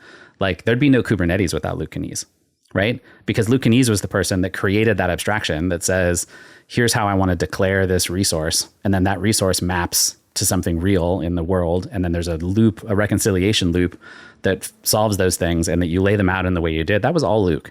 And like Mark Burgess had invented much of the structure that drove those systems. So a lot of the fundamental underpinnings, that was Mark. But Luke was the one who put that user experience on top of it, that gave you that abstraction. And like, you got to praise the man for it. Like, if he hadn't done that, where would it would be on a fundamentally different trajectory, And like, Luke Kanies is a genius, right? He was brilliant. And if it hadn't been for Luke, like, Chef wouldn't have looked like that at all, because I wouldn't have come to that conclusion, right? But I had his prior art, right? And then I fixed the things that I thought were wrong with it. The way the graph worked, I wanted it to be a real programming language, not a DSL, on and on and on. So like, and it was a fundamentally different product because of it. But it doesn't mean that I wasn't standing on his shoulders. If there wasn't for Chef, there'd be no Pulumi, right? There'd be no CDK, right? Those ideas of like, you should do the automation in a real programming language. Like, Chef was the first of those, really. That wasn't just like writing scripts, So it all stands on each other, right? For sure. Yeah, it's interesting how that plays out, like that you can be a part of that And I think one thing you said was that you were using Puppet in ways I don't think it was not. I'm trying to paraphrase to some degree. You said like in ways beyond it was planned to be used. You were hitting the edge cases. I mean, not planned. We were using it more than most people. So like most people were using like a little Puppet in their stable compute lab. And we were using Puppet to be like, no, I'm writing reusable content that I deploy really quickly across, and it's thousands of resources. I'm fully managing every aspect of the system with Puppet. Most people weren't. They were like, they were replacing CF Engine 2, which was like setting up a config file and like making sure the patch ran. There was like a half dozen resources they were managing. If you're managing 100 resources on a single box, that was a big deal. We were running, our standard config on a single host was 300 plus. 400. So like when you think about that in aggregate, it was just, and the sizes were so much bigger because at the time this was the beginning of Web 2. So this was like Facebook apps, so people were like, couldn't get enough stuff, couldn't get enough gear. We had a customer who was one of the first music sharing things, and it was a Facebook app. And so they had 1 billion users immediately. That was unheard of, right? That was not a thing you could do on the internet before that moment. And it brought social media into the world. And so like, they literally were calling all of our friends being like, do you have any gear? Like, we just want to buy whatever you got. We don't care what it is. We'll take it. We'll put it in racks. Like they couldn't scale fast enough. And so they were using our kit to scale, like that automation is what allowed them to do it, which was awesome. But like and their own intelligence. I'm not saying we did it. Like, for sure. Travis Cole. It was all Chef. Big ups. It was all Chef. It wasn't Chef. That was Puppet. That was all Puppet. We were using Puppet to do that. And like, big deal, right? Yeah. And like, it was a pretty fun, interesting era. So if my notes are correct, this beginning of Opscode, not Chef, was in 2008, roughly. Probably right. Ish. So let's say maybe 2007, but it happened in kind of 2008. Like HJK had been going for a couple of years. So like, right. You can backdate that to... Did you literally, this is probably a boring minutia to some degree, but like, did you literally convert the company HJK to a different company called Opscode, or did you like just end the consultancy and found a new company? We started a new company, and then that company acquired our assets. Yeah. And you didn't have to do any due diligence because it was your company. Yeah, because we knew what was there. We knew what the diligence was. Yeah, right. This introduced me to a bunch of new interesting ideas. So one was that you could like, and Jesse knew these things. Like Jesse had been studying the business of venture capital in a way that I hadn't. I had been, but I was uncertain still, and Jesse was like not uncertain. And so I learned that you like shouldn't never pay a startup lawyer, that they take their money when you get funded, but they'll do all the work for you for free, for example. I was like, that's amazing. And then, he had helped start what would become Velocity with Tim O'Reilly. And so he was sort of connected to that whole scene, which eventually became sort of the epicenter of how Web 2.0 evolved and how that entire generation of cloud and all that stuff sort of happened. Those people were connected for the first time sort of through O'Reilly. And so those connections and the technology and the shape of the market at the time, there were allowed us to sort of successfully raise capital. But we had a hard time raising. Like I think we pitched... Jesse would know the exact number, but like 15, 20 times and got no's. And we were all beaten down and sort of convinced it wasn't going to work. And we met Bill Bryant at a coffee shop in Seattle, which was like near his house. He like held court at this coffee shop. And we gave him our like sad, dejected pitch because everybody told us to like raise less money basically. And so we had started out asking for 2.5 and we had gotten all the way down to like, please give us $500,000. We promise it'll work out. And he was like, guys, this is a sad pitch. Like, is there like a business you believe in hiding in here? Is there a way that we all get like $1 billion? Because if so, I want to hear that pitch. And we were like, well, yeah. And so then we like gave him the $1 billion version. He was like, that's a good pitch. That's what we're going to do. And he's like, and you're going to ask for 3. Ask me for 3. And we were like, okay, 3. And he was like, great. No. And yes. Yeah, exactly. He was like, no, but I'll give you 2.5 in worse terms, but like, and then it worked. And you just did it until it worked. And yeah. So 2.5 mil, that was your initial funding. Is I think so. Probably. Okay. Or 3. Did you have a product? Like, yeah. At what point were you, okay, because I'm trying we hadn't launched it. We hadn't launched it yet. So we announced the fundraising and we launched Chef at the same time. Did you launch Chef as open source then from the beginning? Yep. And we published the fundraising announcement, a blog post on like what Chef was, a blog post about why we chose the Apache license. We had Ezra write a blog post on his blog about it. On EngineYard or personal? His personal. Okay. Yeah, but we referenced EngineYard because they were already using Chef. And so you'd already done all that automation for EngineYard prior to this, even this pitch and fundraise? Yeah. Okay. Yeah. So you had faith in what the software was able to do in its infancy. Yeah. And like, it wasn't a great launch, it was like our color scheme was like gray and blue and, like it was like a website built by systems administrators, lots of squares. But like, sure. But what did happen was there was very quickly a community of people who we knew from Puppet and we knew from the Rails community who like really attached quickly to Chef. And then, we knew that we were building a community and it was all open source. And so we just embraced everyone who would listen. So like anybody, and, at that time, like open source still happened on IRC primarily. So, and you can see it now happening again and kind of in Discord, where I would argue open source now happens mostly in Discord if there's an analog.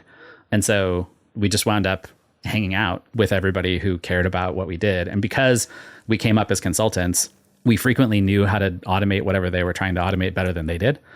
And so we would help people not only like use the software, but solve their like root problem in a deeper way. So like one of the things I used to do at the end of my conference talks every now and again was I would ask people how many people use Chef and how many people use Puppet and how many people use CF Engine. And like I would offer to fix their problems, not by converting them to Chef, but just like I knew CF Engine really well and I knew Puppet really well. And so like you could come to me with your Puppet problem and I would like fix your Puppet problem, And so we just really intentionally tried to build a community because at the time, this was Tim O'Reilly's like create more value than you capture. Like all of that was sort of both in our minds and in our culture and was starting to really crystallize around Velocity and around the Web 2.0 Summit and around like a couple of those conferences. And so that idea really captured us and we really was like embedded in that business plan. And I think we did a good job. Yeah. Very interesting. Those initial days, you're obviously deeply in community, out there giving talks, willing to fix non-Chef things, as you just said. Just doing whatever. What was the thing that people were buying? What was the paid for version of Chef? Yeah. So initially, it was going to be a hosted SaaS. So this was also the rise of SaaS. So Salesforce had launched a few years earlier. AWS had just begun. So like S3 was just happening. EC2 had just happened. And so like SaaS was just beginning. And so our idea was that we were going to run a hosted service. And then if you wanted to run it on-prem, which you'd be a dummy to do, it would be open source. And we were just way too early for hosted configuration management, like way too early, And so, we launched this hosted SaaS product, big multi-tenant SaaS service that did okay, but didn't do great. And all of the large customers, banks and insurance companies and stuff like would just run the open source because they weren't willing to run a hosted product. A decade later, they would all come to me and be like, can I just buy a SaaS? And I was like, fuck you guys. Like I did 10 this years too late. I did this for you. And now I have let it founder because you didn't care. But that was the original business model. Wow. was SaaS. And then it turned, over time, it turned more and more toward on-prem software, feature discrimination, all of that stuff sort of crept in because we were trying to figure out how to monetize what was a growing enterprise user base and just trying to figure it out. And we really struggled to do it, as I've talked about sort of at length, I think. I've never heard the story. Yeah. I mean, we've gone through we went through every possible open source business model. We went through we started out SaaS plus open source that you could run on-prem. Then we had the open source version, and then we took the SaaS version and we sold that as an enterprise version that was like, hey, if you want these other features, we wrote the backend in Erlang, which was one of the greatest technological things I've ever seen in my life. The team rewrote the Chef server in Erlang because we had Facebook as a customer, and their goal was to bootstrap a data center in I don't remember what the time goal was, but it was like 5 minutes, 10 minutes from scratch. What? Yeah, it was nuts, right? And it was really condensed. And the Ruby-based Chef server just couldn't do it. And I remember going to Facebook with the Erlang Chef server on a USB key that had a little, it was like a little bear's head on the end of it. And I brought it to Facebook and we installed it and ran it.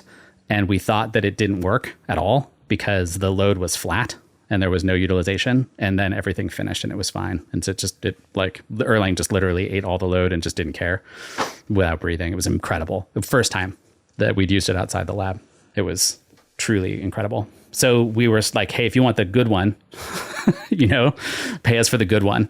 And then it becomes hard to maintain both. So then you're like, well, maybe we should just open source the good one too, but then we'll hold back some features.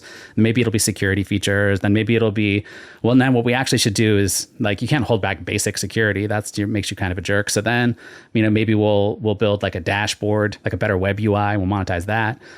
Maybe it's security and compliance. We'll do that. We made some acquisitions, brought in the inspec folks. That was great. They were awesome. Their code was incredible. They helped. We tried every variation of open core possible. And then in the end, switched to a model that looked like Red Hat's, which was the most efficient by a dramatic margin. Would you say those 10 years before acquisition was a struggle to find the business model then, like given this in like hindsight? I mean, yes and no, because the thing was good. It was hard to make money off of it, right? Like, is that we should have made more money than we did. Right. So like if we had made the amount of money for the value we created, that company would still exist. It'd be a public company and you'd be talking about it now. We didn't. And so it wasn't.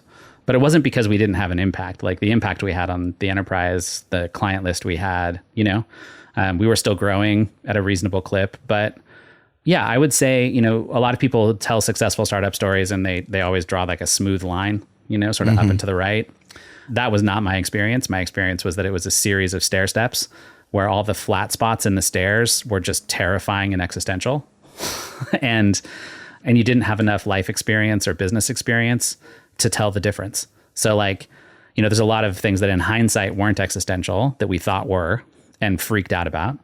And then there's a lot of things that really were existential that we freaked out about justifiably and then fixed. And then, the business model worked out. So like, but I wouldn't say it was easy, and a lot of it wasn't so much, it was never the technology. It's always people, like it's hard to find the right people. It's hard to work with people. It's hard to figure out how to build a culture. It's hard to keep that culture.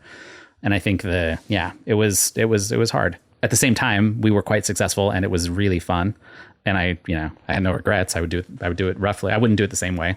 I'd have changed the business model if I had hindsight. But I think what that did for me was professionalize me. So, there was a moment in Chef's life where, Docker had happened and Docker was so disruptive to us and to everyone in that space. And there was a minute where they were just, you couldn't have a conversation that wasn't just Docker. And, with our investors, our customers, they were like, you guys are dead, right? Like it was awful. And what year was that? I don't remember because I'm bad at time, but early on in Docker's life. So a year into Docker's existence, probably 2015, 2016, maybe. Yeah, maybe. And I had to give a speech to because the company was really down. And so Barry Christ asked me to give him a pep talk, And so I went and watched, Al Pacino did a football movie whose name escapes me. It's Any Given Sunday. Oh, yes. Any Given Sunday. And the end of Any Given Sunday, he gives the greatest inspirational speech ever put to film. He's basically got this bunch of football players and he's like, life is a game of inches and you got to crawl for it and you got to look at the people next to you. And, he gives this incredible speech about basically how the team needs to pull together and that the struggle is living, that pushing through it is the source of what it means to be alive. And so I studied him delivering this speech because that's how I wanted to deliver it. And I wrote my speech and I did my best to deliver it like I was coaching a football team, like I was Al Pacino. And it worked. I think it did actually rally the team, it rallied the company. But as soon as I was done giving this speech, I'm so grateful that I was alone. So we had this office in San Francisco that wasn't full of very many people. And it had a beanbag because whatever, startups. And I just collapsed and wept for half an hour, full body, just weeping because the stress of trying to hold it all together and not knowing, I just told all these people what to do, but what if they didn't, what if we lost? Yeah. What would that mean? What would that say about me? What would it say about them? What would happen to their lives? What would happen to mine? my family, and all of that pressure and all of that was so intense, and I just couldn't hold it anymore. And I realized that the problem was that this had become my life and not my job. And that it was, there's a part of it being your life that's helpful when you're trying to do something new, when you hear musicians talk about this all the time, where they didn't have they didn't have a plan B. Like, that's good and can be helpful. But like, eventually it turns out that it's your job, and that I don't control the outcomes. I don't control what people do. I don't control whether it's going to work. What I do control is how I act. I control what we do next. I control how we respond. And to do that well, I needed to put down the burden that said that it was my responsibility. And instead, my responsibility was to just be the best I could possibly be at the work that I had to do. And it had to become about the work I was doing, not about whether or not it was going to happen for all of these people. And that really transformed who I am into a person. Like, now, when I am as a professional CEO, I'm a professional entrepreneur. Like, I do that. It's my job, but it's not who I am. And that's the moment that it stopped being who I am. It's interesting that your identity is wrapped up in that. Because when you say that's who I was, it's what I was, that's what you mean, right? Like, your identity was deeply ingrained, tethered to. And your self-worth. Yeah. Like, who you are as Adam Jacob. Like, your worth is like, oh, is Chef successful? No? Okay, well, you suck. Then you do suck, I had people tap me on a shoulder in a coffee shop and be like, "You're Adam Jacob, you wrote Chef." And I'm like, "Yeah." And he's like, "Oh, I fucking hate Chef," And like, he just, random stranger, felt entitled enough. And I was like, "I'm sorry, I wasn't thinking about you when I wrote it." Like, I didn't mean to hurt you. But like, I had way more people tell me that it changed their lives and how it impacted their careers and their families. And like, I have a million lovely stories of that. And like, but yeah, it does sort of, at some point you have to decide like what fuel you're going to burn, because you're on this long journey. It takes 15 years. And, if the fuel you decide to burn is your own self-worth, your own belief in yourself, like, you'll run out. Eventually there'll be enough things that tell you that it's not real, that'll be it for you. And so like, I just needed to switch fuel, It's not because I don't have some of my identity wrapped up in those things. I do. Like, I'm 46. I've been doing it. We just talked about it. I've been doing it since I was a kid. Like, that is a huge part of who I am, but it's not all of who I am. And it's not and my success or failure doesn't define who I am. I'm going to be good at it, whether I win or lose. I'm great at it because I'm putting in the work to be good at it. And that puts me in a position, hopefully, to succeed. But, just like those football players at the end of any given Sunday, the other team's feeling the same way. Like, everybody else also in that game is trying to do the same thing. They're trying to win too. And you win or lose. And sometimes it's your time and sometimes it's not your time. And like, you can't control it. But if you're burning self-worth, if you lose and what you burn down is your identity, your self-worth, your belief in yourself, like, it's tough to get back up again. It's hard to decide to keep going. But if it's professional acumen, if it's skill, then it's just, now I'm a pro. Now it's the game I play. And I'm doing my best to play it well, In the military, I was in the Army for a bit in my life. And when we did things that didn't seem like it made sense, or it seemed like rework, or it didn't have meaning, or it had meaning, it was just too big, the response was never negative. It was always good training. That was good training. Yeah. Right? Yeah. Because like, you do some things sometimes in life and you're like, that sucked. What purpose did it have? Right. It was good training. It was good training. It wasn't burn Adam down, whether I'm talking to you or me. Yeah. Because we're both named Adam. It was simply, wow, I went through that to learn something, and it was good training. Yeah. It was good training.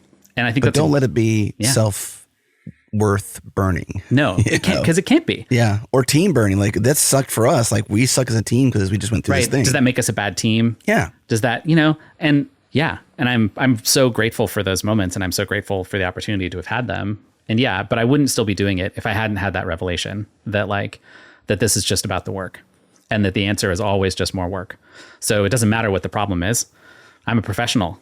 My job is to do the work, and I'm going to do the work at the highest level I can do it, because that's what I have pride in, because I can control that. I can control how I put in the work. I can control how I the level that I'm playing at. And that doesn't mean I'm always playing at the best I can play. Sometimes I have bad days. Everybody does. But like, that's a thing that I can do. And in the sense of good training, even if I fail, it's good training. I'll be better. Like, I'm going to learn from it. My game will get better. I'll be able to figure out how to motivate it. Mm-hmm. Yeah.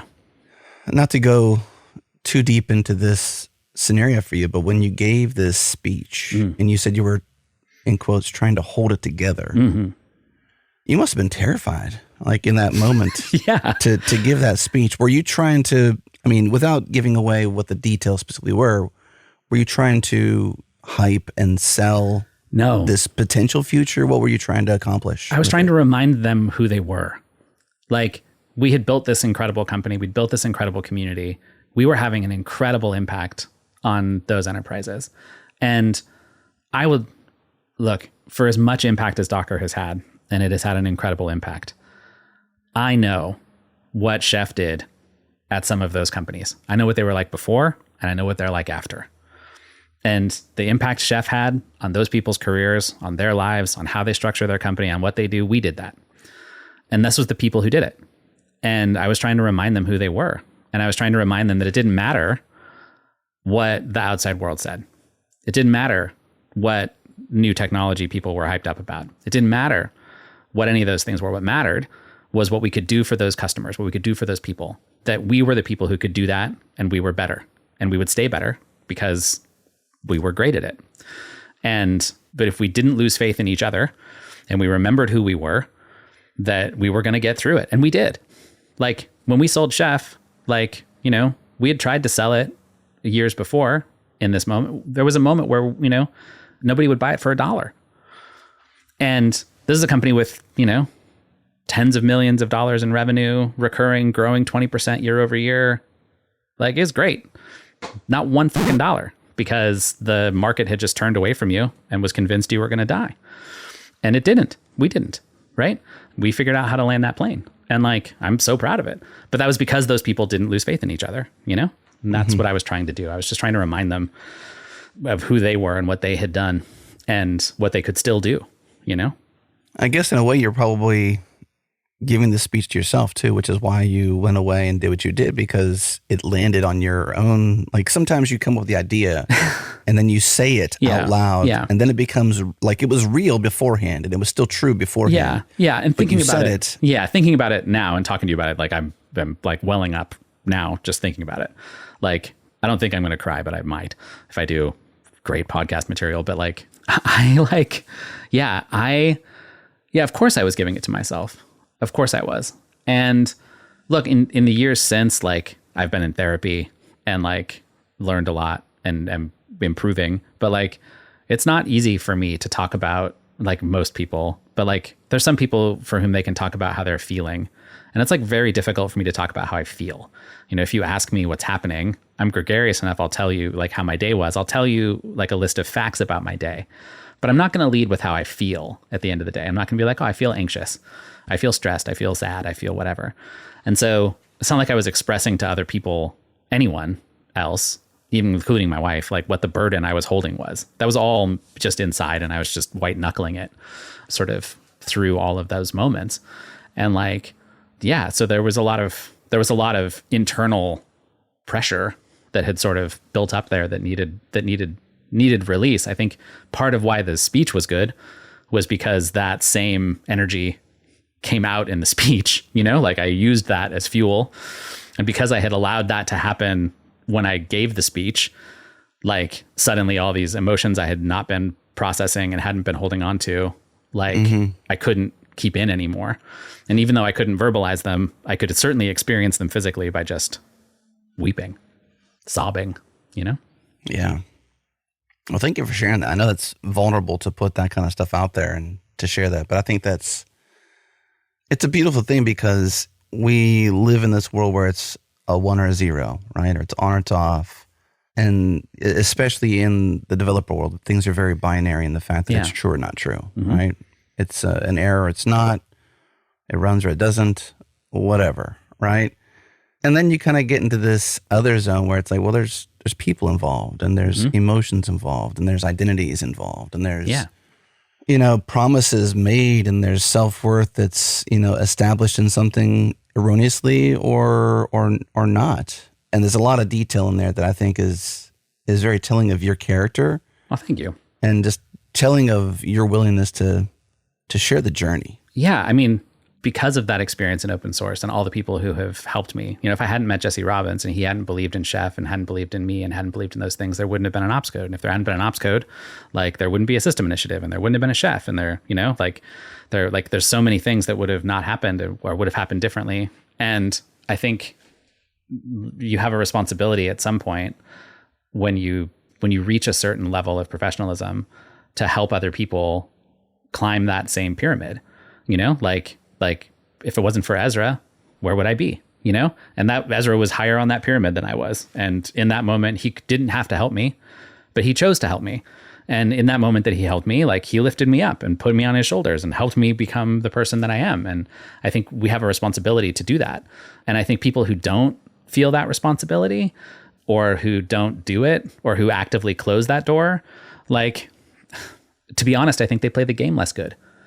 I think in the end, it comes back around, and I think a lot about I don't think a lot about it. Well, that's not true. I have this tattoo, so I do think a lot about it.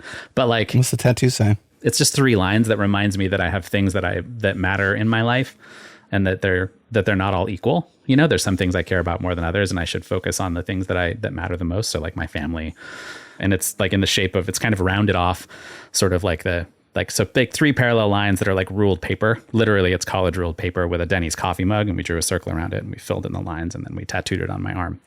But it's there to remind me that that I have things I value, and I have and that I need to keep those things in my mind while I live my life. And I think that there's when you think about your life and you think about the work that you do, or you think about all the things that you've done, there's things that I'll do that will matter when I'm gone. Mm-hmm. I hope somebody on some podcast someday is man, Adam Jacob really did blah, blah, blah, blah, blah, and helped me in this way. And they can be rest in peace, Adam, pouring out for our homie. And I hope that day is far away. Dang, man. And, I don't want that to be now. Thank you. But but I care more about that than I do about winning. I care about how I win, because I really believe that you can win better by doing it that way. You can win by being good and by being a person who cares and being a person who helps other people. And I think there's a company that I talked to not that long ago, just getting started, absolutely going to wind up competitive to System Initiative with, started by a bunch of very credible people who I helped them get funded because I introduced another person who should fund them. I was here's the person that should fund you. And that's the person who's going to fund them. And he's a great venture capitalist. And I hope they have all the success in the world, because it's not a zero-sum game. If we wind up competing and we play against each other, I'm going to beat them because I'm better than they are. And I'm going to fight like hell to do it. But, if they beat me, so be it. Some days you win, some days you lose. Yeah. But let's fucking go, Yeah, for sure. Are you, as I'm hearing your story, obviously a lot of tech founders run parallel to some degree to the storyline of Silicon Valley, the TV show. Did you watch that? Yeah, I watched most of it. Yeah, end to end. I don't think I watched it all the way to the end. Same thing, a little too close to home. It's I can't watch the I really struggle to watch all the dramatizations of crazy founders who do fraud. I can't watch the Elizabeth Holmes documentaries. Well, there's no fraud in this one. Well, there's a little bit of blurred lines, but no fraud. But I have this deep part of me. I was playing Mass Effect last night, the first one, and I decided I was going to try and be a mean person, and I literally couldn't make mean person choices. I feel you. That's how I am. I just couldn't do it, and so I can't make mean person choices either. I really can't. So when I watch those things and I think about myself and the part of my job that requires me to go out and sell, I'm ooh, am I a fraud? Did I lie? And it keeps me up at night. And I didn't, and I'm not. And also it gives me anxiety. So I stopped watching Silicon Valley because it was too much. I was oh nope, that's too much of my life. And whatever. It had a chef cameo. There's an episode where they talk about chef, the chef guy comes in, and I was I can't with this show. It's too much. Anyway, Keep going. Silicon Valley. Well, the reason why I ask is because there was a scene where Richard Hendricks, which was the main character you're familiar with because you watched season 1 at least, was juxtaposed against Gavin Belson pretty much the entire thing, right? Gavin Belson was the villain. Right. He was the one that was doing the fraud, and he was the one that was blurring the lines and treating people like disposable, objects, whereas Richard Hendricks was trying to do his best, and in a lot of cases be what you just said, which was, how can we win and be good? Yeah. We can't all be Hooli. Right. And there was a point in the show where they were side by side, and Richard was telling Gavin no, and Gavin was like, I shall look forward to the fight. Welcome home, and congratulations on getting your business back. Thank you, and I should congratulate you on your remarkable tech breakthrough. I hear you're swimming in funding offers. A few. I think we're going to go with Bream Hall. They seem to get us. You haven't seen all the offers yet.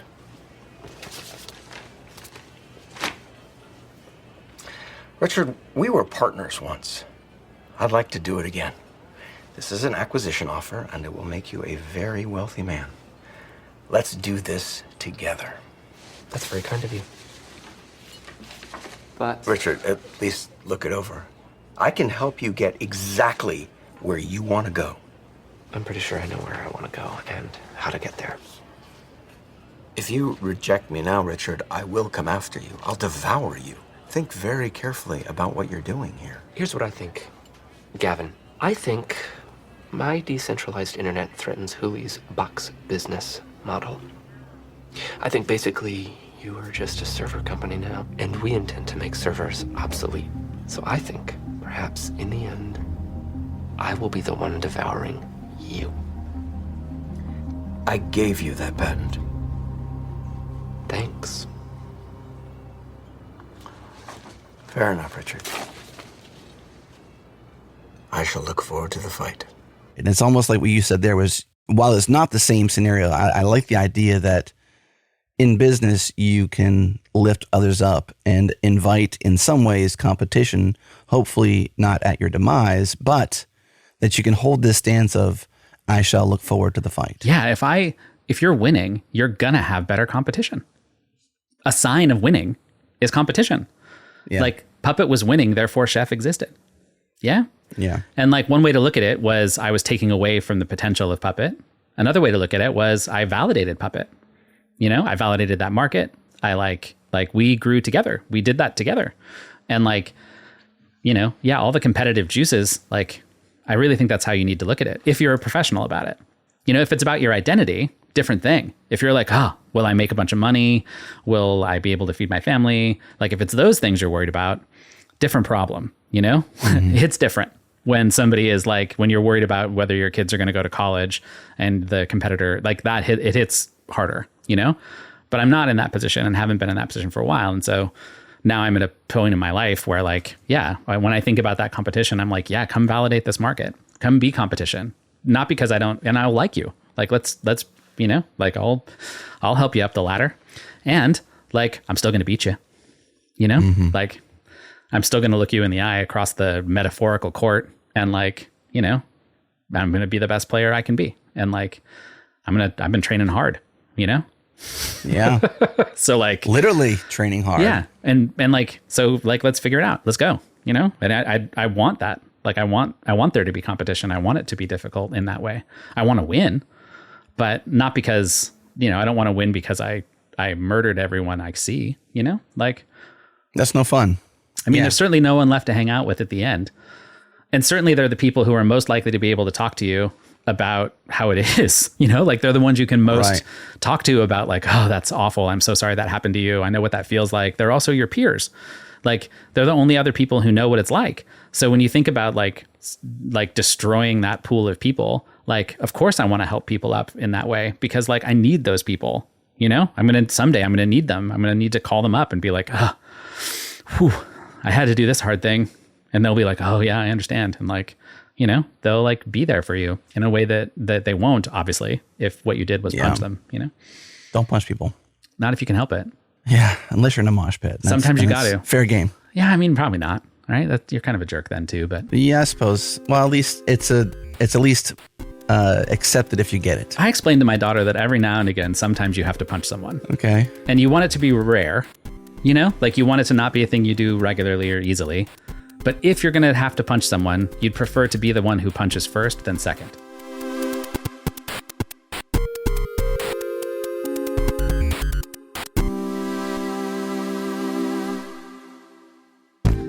What's up, friends? I'm here in the breaks with David Shu, founder and CEO of Retool. So David, Retool has definitely cornered the market on internal tool software development. But zoom out from me. What's the big idea? Why did you start Retool? What is the big idea with internal software? Yeah, so Retool started at this point 7 years ago. And when we started Retool, the core idea was that internal software is a giant category that no one really thinks about.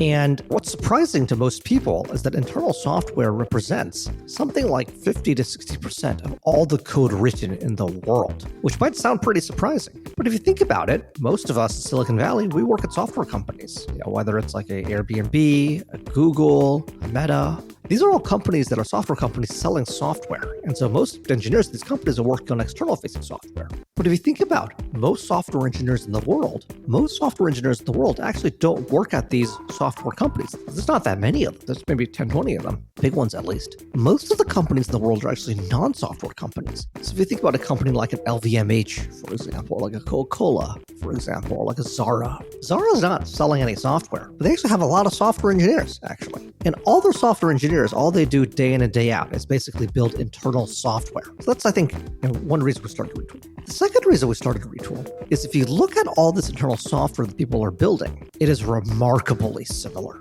So if you take a look at, like a Zara, for example, versus a Coca-Cola, two very different companies, obviously. One a clothing company, one a beverage company. But if you actually look at the software they're building internally to go run their operations, it is remarkably similar. It's basically forms, buttons, tables, all these sort of pretty common building blocks, basically, that come together in different ways. But then if you think about, not just the UI, but also what's the logic behind a lot of this stuff, they're pretty much just hitting API endpoints, hitting databases.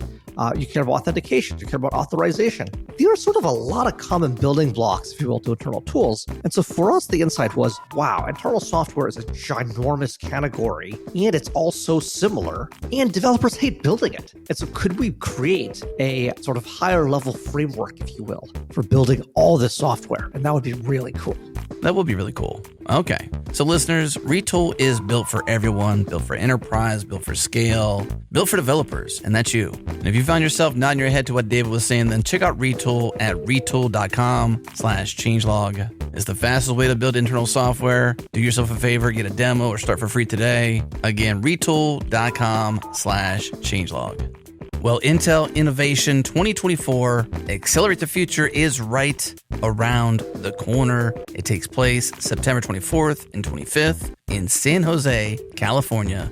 This event is all about you, the developer, the community, and the critical role you play in tackling the toughest challenges across the industry. Ignite your passion for AI and beyond, grow your skills to maximize your impact, and network with your peers as they unleash the next wave of advancements in technology. Understand the emerging innovation and trends in dev tools, languages, frameworks, and technologies in AI and beyond. Join on-site hands-on labs, workshops, meetups, and hackathons to collaborate and solve real problems in real time. Collab with experts, learn and have fun, engage in interactive sessions, connect, grow your network, gain a unique idea and perspective, and build lasting networks, and of course, have fun. You'll hear from leading experts in the industry, technologists, startup entrepreneurs, and fellow developers, along with Intel leadership CEO Pat Gelsinger and CTO Greg Lavender, as they take you through the latest advancements in technology. Don't miss out on the chance to be at the forefront of innovation. Take advantage of their early bird pricing from now until August 2nd. Register using the link in the show notes, or to learn more, go to intel.com/innovation. What is it that matters to you, Adam? Like, I know what you're doing now. Let's fast forward a little tiny bit, and I'll do the job for you. Eventually, you sell Chef. I'd love to get into the details of that. Like, I know you kind of stepped away in a way. I don't know the full story. I love it from the horse's mouth, obviously. You've obviously taken I'm not sure if you'd call it a break between Chef and System Initiative. I'm not really sure of those. Yeah. The timeline between there. But you're on a journey still yet to revolutionize and potentially change the future of DevOps. And so you haven't stopped this journey. But no, given that fast forward of a lens in a way, and I'm happy to dig into the details. In life, what really matters to you? What matters to you? The people that I love and the life that we can create together. I care about my family, and I care about how that my family goes forward in the world and like what their lives are like. That's the thing that matters to me. I know that's cliche, but it's true. And then I care about how I spend my time, you know, like you have a limited amount of it. And so, you know, I need work that is compelling. I need to care. I need to believe that the art of it is worth doing, because I want to play that game because it's the funnest game I've ever played. You know, it's the game I've been playing since I was 8. So like, it's still the game I love the most, you know? So like I kind of feel like it's one unbroken line of training from, you know, running a bulletin board to now. And it's just one unbroken experience of like training to do this kind of thing. And so, yeah, we sold Chef. I had stepped away very slowly. I basically left. I knew I was leaving and had told Barry Christ, who's fantastic, the CEO of Chef, that I was going to leave. And then I basically took a year to do it by just sort of... You were CTO? Yeah. Is that what your title was? Okay. Yeah, I was CTO. And I just sort of, we like searched for my replacement. And then I slowly backed away from all of the work I was doing, but I didn't tell anyone I was backing away. I just kind of stopped showing up and let other people take care of it. And they all just figured I was really busy, because I was usually really busy. But in this case, I wasn't actually really busy. They just all thought I was busy with someone else. And so by the time I actually left, it had been 6 months since anybody had needed me to make a single decision, because I had just sort of made myself disappear slowly. And then we hired my replacement, and he was fantastic, and we had a great relationship, and I helped him move into I'm really proud of how I left Chef. I stayed on the board. So I was involved in the transaction. I can't go into too many details about that. But but then, yeah, I took some time off. And then, you know, with System Initiative, back to like what motivates me as a person, this is how I'm looping you back into that answer. Like in my work, outside of my personal life and the people I love, and, you know, those are my atomic family, but also my chosen family. I have a lot of people that feel like chosen family to me, where like, you know, I'm in it for life with them, and I don't care what they do, you know, that I don't care what happens. Like, those are my people, and they're going to be my people no matter what. And, you know, that doesn't mean I won't tell them if I think they do something wrong, but I'm telling them because I love them, not because I'm not going to stop loving you, right? That love is unconditional. And I have a lot of those people in my life, and I care deeply about them. In my work, now that I know that I'm a professional and that I'm quite good at it, I want to build the best possible thing I can imagine, because I really think that we can not only build technology that is foundationally earth-shattering, but we can do it in a way that the people who built it are having the best experience they can have. You know, I really think about the foundational work of building System Initiative like building a sports team. I'm finding great talent. I'm nurturing that talent. I'm challenging them. I'm training them. I'm putting them together. And that is inspiring to me, to put it against a problem that's really complicated and hard. And so what we decided to do with System Initiative was rethink the foundational abstractions of how we think about automation. So throw away as much of the prior art as we needed to see what would happen if we went a different way. And like, it's been, you know, roughly 5 years of engineering and R&D. We're going to launch a public SaaS here, let's call it fall. And like, if you want to try it now, you can. So slide into my DMs and I'll like hook you up. But like, and it is a transformatively different point of view on how to build that automation.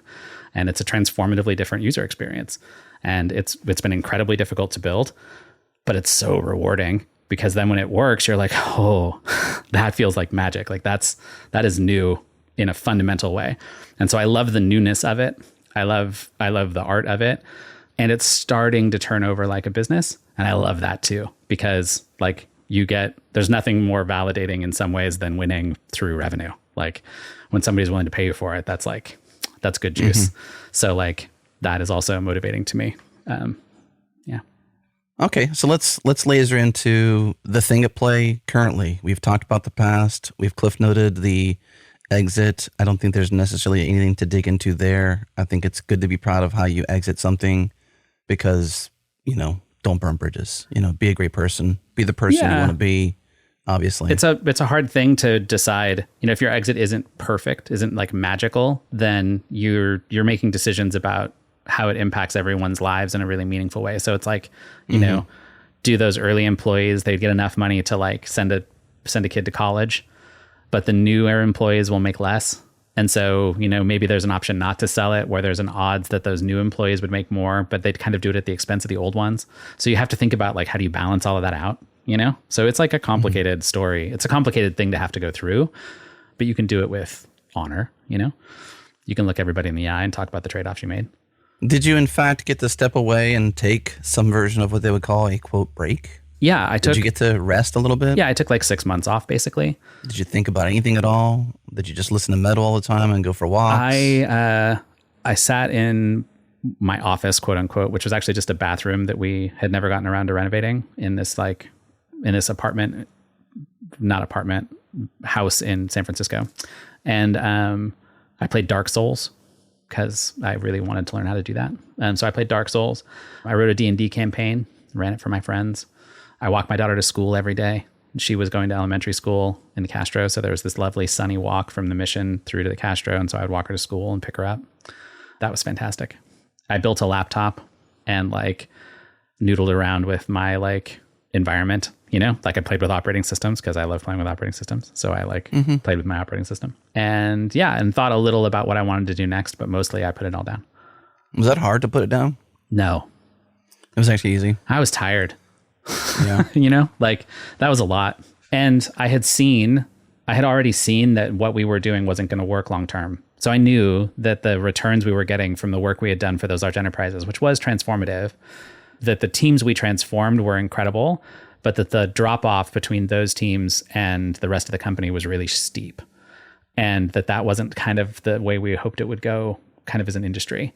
And so I had already gotten a little tired of playing myself on TV, where I knew what I needed to do, which is go to those companies and tell them that they should do it anyway and tell them that it was going to work out, even though I knew in my heart it wasn't.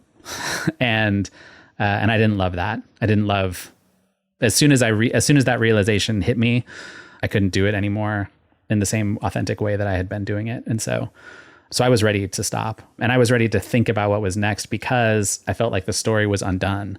Like, it's not like I was finished with the things that I cared about or helping the people that I cared about. I still loved systems administrators. I loved DevOps. I loved all those things. I wasn't finished, but I didn't believe that if I kept pushing the direction we were going in that way, that it was going to work.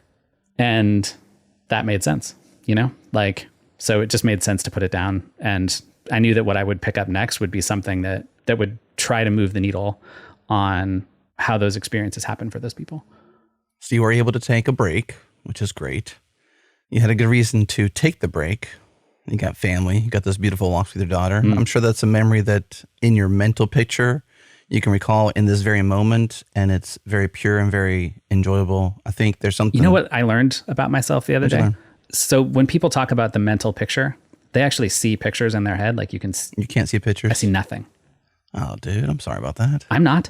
I mean, no, you're missing out. I believe I probably am. I see, I like, it's like facts. It's like lists of, but like I know, but I remember it and I do feel fondly about it. It's not like I don't feel, like I do feel nostalgic for it. But anyway, I don't see the picture. Anyway, yes, keep going. Well, I'm sad for you on that front because I can see various moments in my life. Now, my son, he has got, and this is because of my wife, he's got the literal ability to look at something and see it forever. Oh, he's got that, whatever it's called. Yeah. Picture memory or whatever, like the visual. Photographic memory. Photographic memory. Thank you. He and my wife both have that. It's a blessing and a curse because like sometimes you can't see the bad things because then you can't unsee the bad things. Right? But at the same time, well, if I'm looking, here's my superpower, my son. Like, give me a side tangent here, okay? Yeah. We're at the grocery store. And I'm on the app and I see the product I'm trying to find. And I've not bought it before. I'm trying to make marshmallows. I'm looking for, I don't know, something, an ingredient. We're making homemade marshmallows this past weekend. And so that's why this is ringing true. And I'm like, Eli, look at this. Here's the product. help me find it on the shelf. Because like finding products on shelves in grocery stores that you've never bought before, you don't know if it's big or if it's small or whatever. And thankfully they have apps these days. So HEB, I live in Texas, it has a fantastic application that lets you see all the stuff and place your order and pick up and all that good stuff. I'm like, here's the thing. We're in the right aisle. Where's it at? He's like, oh, right there. Amazing. So anyways. Sick. But the point is that I can see clearly various moments in my life. Like more recently, me and my son's fishing. Yeah. I have 2 sons. And I have a daughter as well, but in this moment, it was just the 2 sons. And so we were fishing. I can clearly remember sitting back just thinking like, Adam, don't lose this moment. Yeah. Adam, take a picture of this moment. Like hold this in your mind forever. Just pause all the stresses that you might have of them falling in the water or getting hooked by the fish or whatever, all the dad concerns. Like just put them over there. Yeah. Right? Yeah. And just take a breath and just calm down. Yeah. Because it should be calm anyways. Why should I be stressed? And we're fishing, right? We're going fishing. It's literally what it's for. And I take this mental picture and I can see it in my mind right now. I can see the sun glistening off the water. I can see the stream where it's at. And I can see my 2 sons just like being silly, right? The most joyful moment ever. I can just see it so clearly. Yeah, I can't see any of that. But what I can do, but I know exactly how I felt. So like when I hear that, what I translate that to is how it felt in that moment. And like, I know exactly how it felt to hold my daughter's hand while I walked her to work every day. I know exactly or to school every day. I know exactly how it felt when like she was born and like I held her for the first, like, you know, like I can't see the picture. I have the facts of the picture, but I can't see it in my head, but I can feel it like it was happening right now. So yeah. Anyway, keep going. I don't know where I was going with that, but I'm sad that you don't have that because... I mean, I have the feeling, which I think is, you know, to me, it's enough. It is enough. It is enough. Let me be sad, though, that you don't have what I have, which cool. I think a lot of people do have is this mental picture. I think it's normal that people have that, yeah. There's a lot of people who don't have it. I don't know what the phenomenon is that of people who do and don't have it, but there definitely is. I don't know. My daughter was taking a random test on the internet and she was like, Dad, can you see pictures in your head? And I'm like, no, that's metaphor. She was like, what? And I'm like, every time people say that, it's just metaphor. It's metaphor. She's like, Dad, that's not metaphor. You know? And I'm like, oh, okay. Okay. Yeah. Anyway. I would love to go into system initiative, but not so deeply. I think the major questions I have, and I think we may have asked you loosely in past conversations, but the conversation was less focused on that, was why be in stealth for 5 years kind of thing? Like, how did you finance the early parts of the business? You know, some of that startup process. Yeah. With System Initiative, it was, so we had 3 founders, me, Mihir Lupinacci, and Alex Etier. And I think one of the reasons we were in stealth for a long time was just that we actually didn't know what the solution to the problem was. Like, I had some ideas about what it would be, and Alex had some ideas about it, but we didn't know for sure, and we were trying to discover sort of what the solution was. And we had enough expertise that we, you know, raised venture capital kind of immediately and had enough space to go do that. I think that process of like building something, showing it to people, learning what it was, and we did that a lot. So we showed it to people, but we showed it to them privately and sort of in more testing kind of frames. I think was it valuable to be stealthy? You know, like over 5 years, probably, in that like, if you tell people how great something is, and then 5 years later it shows up, they're like, you know, you kind of missed your shot at like capturing their attention. You built it up a lot. Yeah. I think, you know, System Initiative, we launched it as open source and had like, you've been able to download it and try it and do stuff with it for a while, and people have been. But now it's kind of in the shape where like the fullness of the experience is compressing in a way that like you'll be able to use it and it feels good and it's like stable for you and it can like solve your real problems in a way that it hasn't been able to do just because the technology was so complicated. You know, in terms of funding the business, like the only real struggle there is that 5 years is a freaking eternity in startup land. Mm-hmm. And so, you know, and we felt like we were close for a really long time because we've sort of known what the answer is. But because we had to build all this foundational technology, you just didn't really know when you were going to get it wrong because no one had ever built it that way before. So you're like, that won't work. That won't work. And you just don't know until you're right at the end. And then you're like, here's another like soul crushing problem we have to solve. And so it's just been like a series of really difficult obstacles. Luckily, System Initiative is incredibly compelling. And so our ability to keep it funded and to keep our investors sort of happy is pretty great because what we're building is transformative and very cool. And so, like they're in. That said, it's got to get into the world and people need to use it and we'll see if people love it. But I can't imagine building something cooler, like it's super cool and how it works is super different. And so those things together, I think, is enough to carry it into the market in the way that it needs to. And again, as a professional, that's my job. Like my job is what I do is I take venture capital money and I try to build the best businesses I can build from it. And one of the ways you build the best business in technology is you have to have foundationally great technology. If you do, you have a better shot at it being transformative and meaningful over a long period of time. And so, you got to deliver on that. And so I think we're delivering on it. Timing is key, right? Timing is key in any launch. Yeah, it makes a difference. Wouldn't you say? Timing is key. I mean, you have a history of the timing with Chef. Chef had particularly good timing, I think. The market was really ready for it. I think the market's really ready for stuff like System Initiative too. I think, when you look at market timing and you think about like the question there usually is more about like, it's difficult to time the market, but it's easy to time the zeitgeist of the customer. So if you think about like, what is the experience everyone's having? And can you say to them what that experience is in their own words? So that when they hear from you what it is you're doing, does it resonate with them in their lived experience? That's a thing you can learn how to do and you can learn to discover and you can follow that truth. It can't tell you what to build, right? It doesn't tell you how to solve that problem or solve that experience, but it tells you that it's real. It tells you that experience is universal, that problem is real, that moment of displeasure or dislike is real. And that's a place where you can go build a business and exploit it. And so some of it's external market timing, for Chef, that was like the rise of SaaS and hyperscale, which sort of sets the stage for needing ubiquitous automation because without it, you can't scale quickly enough. But like with System Initiative, it is those failed DevOps experiences. It is that when you ask people who do that work if they enjoy it, the answer is, I love the technology, kind of, but it hurts me all the time. They're like playing Dark Souls and like it could be better. And they are willing to have it be better because that lived experience feels that way. And I think that is a market timing that you can create that in retrospect, people will look at and be like, oh, what great timing.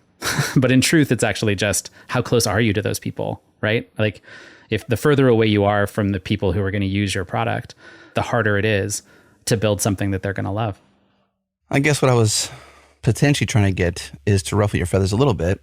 Not so much your feathers particularly, but mostly just to consider with Chef, you battled the rise of Docker and a change in the ecosystem.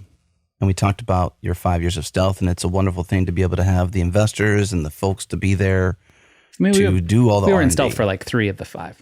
But 3 of the 5, yeah. Sure. Thank you for correcting me. But nonetheless, even now you're in open beta, and it is open source, and you can see a lot of it. It's still in motion to become pretty high barrier to entry, though.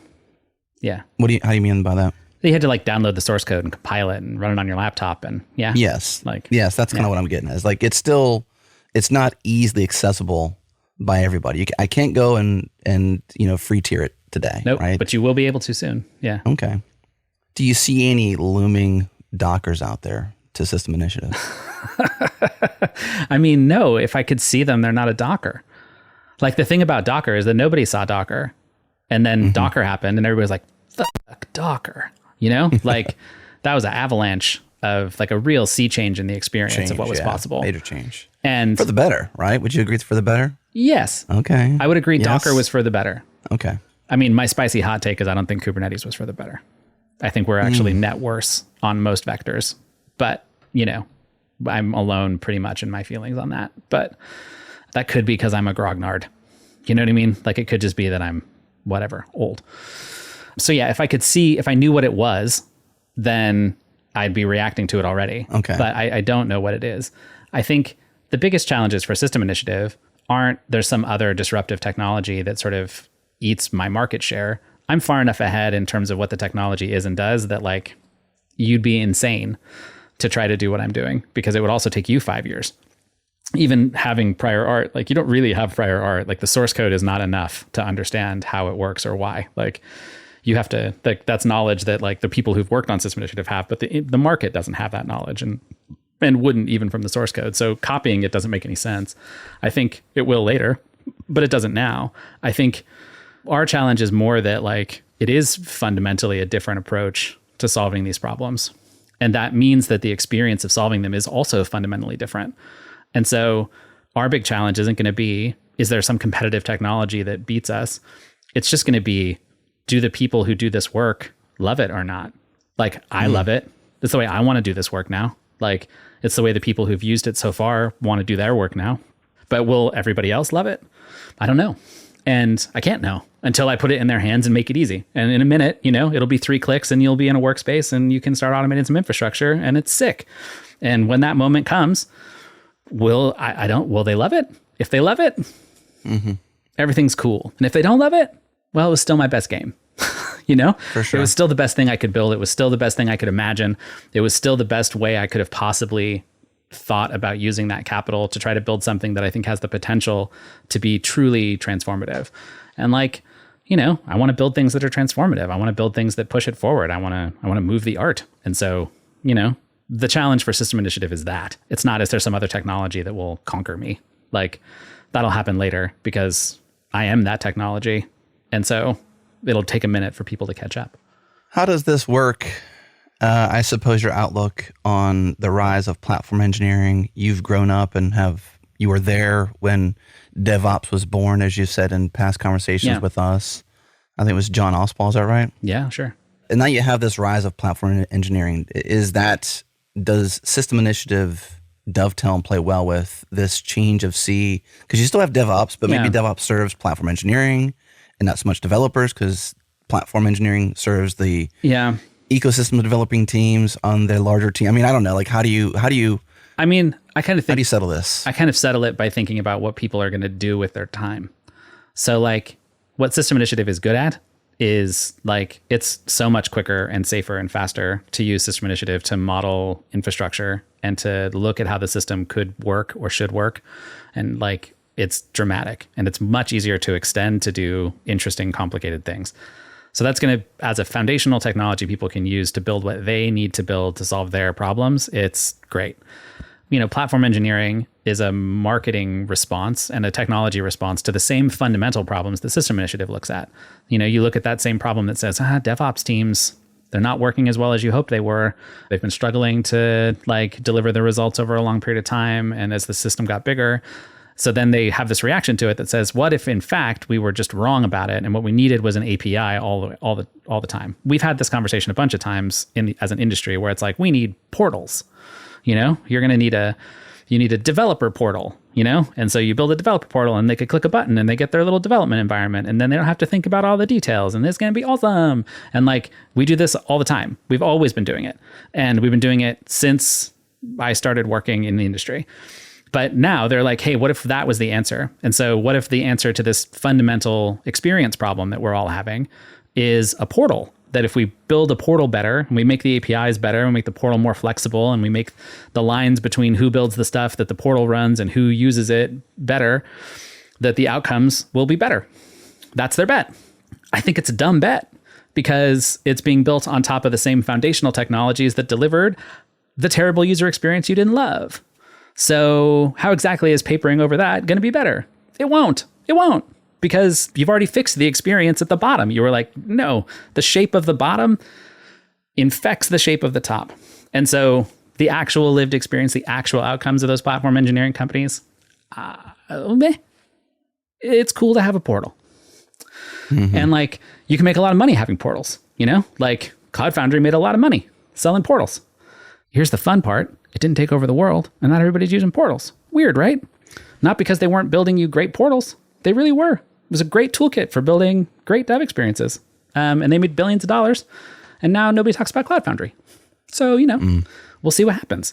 My bet. Good name, though. I like the name. Incredible name. Great technology. Great people. Cloud Foundry is an awesome name. But bad bet.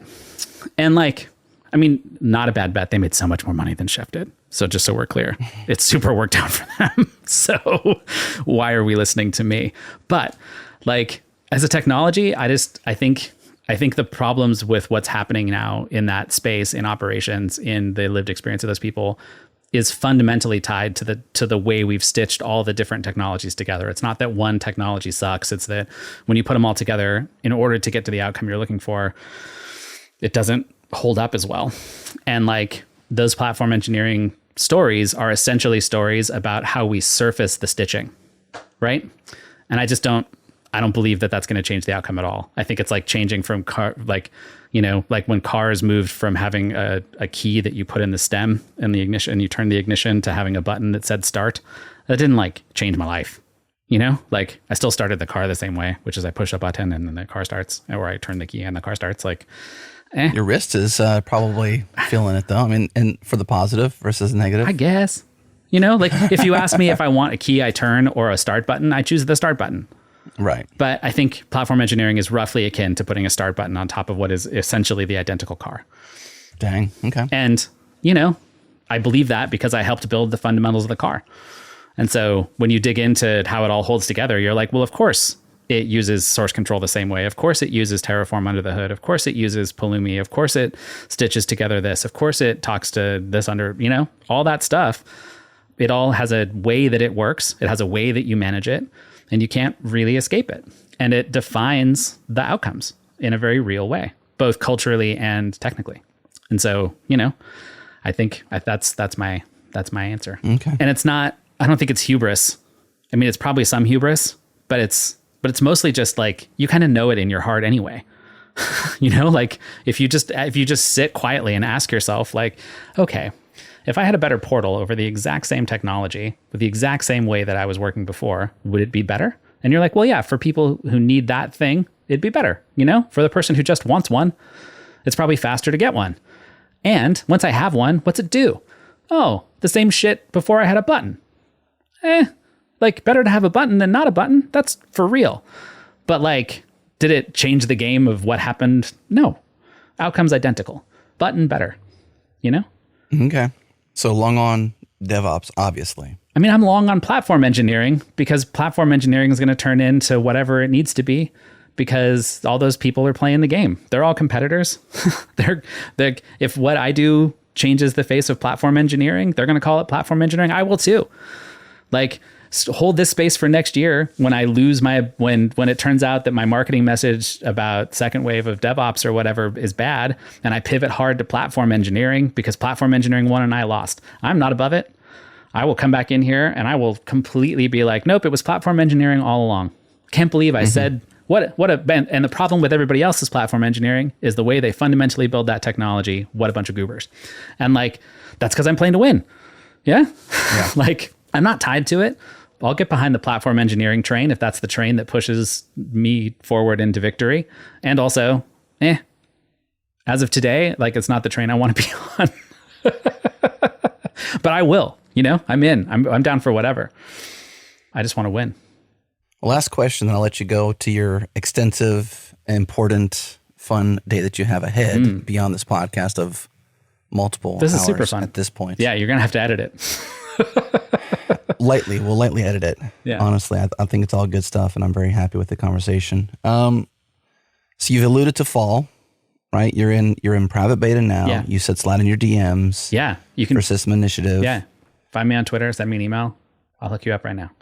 I can see, and maybe you can see the horizon probably better than I can. Yeah, because you're in it, right? What is just over the horizon? You mentioned fall. Yeah. What can you mention here for the first time ever, or at least tease for the first time ever right here? One of the things that you do in System Initiative is you customize the way it's got this big hypergraph of functions that is the thing that actually configures, like writes the configuration and sort of runs a simulation of what it is you kind of want to do. That whole thing is programmable. And so the loop of how you create new assets and add new behavior is getting very tight. So like, for example, you push a button and then you can create, if you had, let's say you needed to automate your CDN and we don't support that yet, or you have your own application has like a deployment mechanism that's custom. you could just click the customize button in System Initiative. You write some JavaScript that defines the properties of the asset you want. And then you write functions, just little short functions. The longest ones are maybe 100 and 200 lines long. And usually that's because there's data in them, not because they're that complicated to write.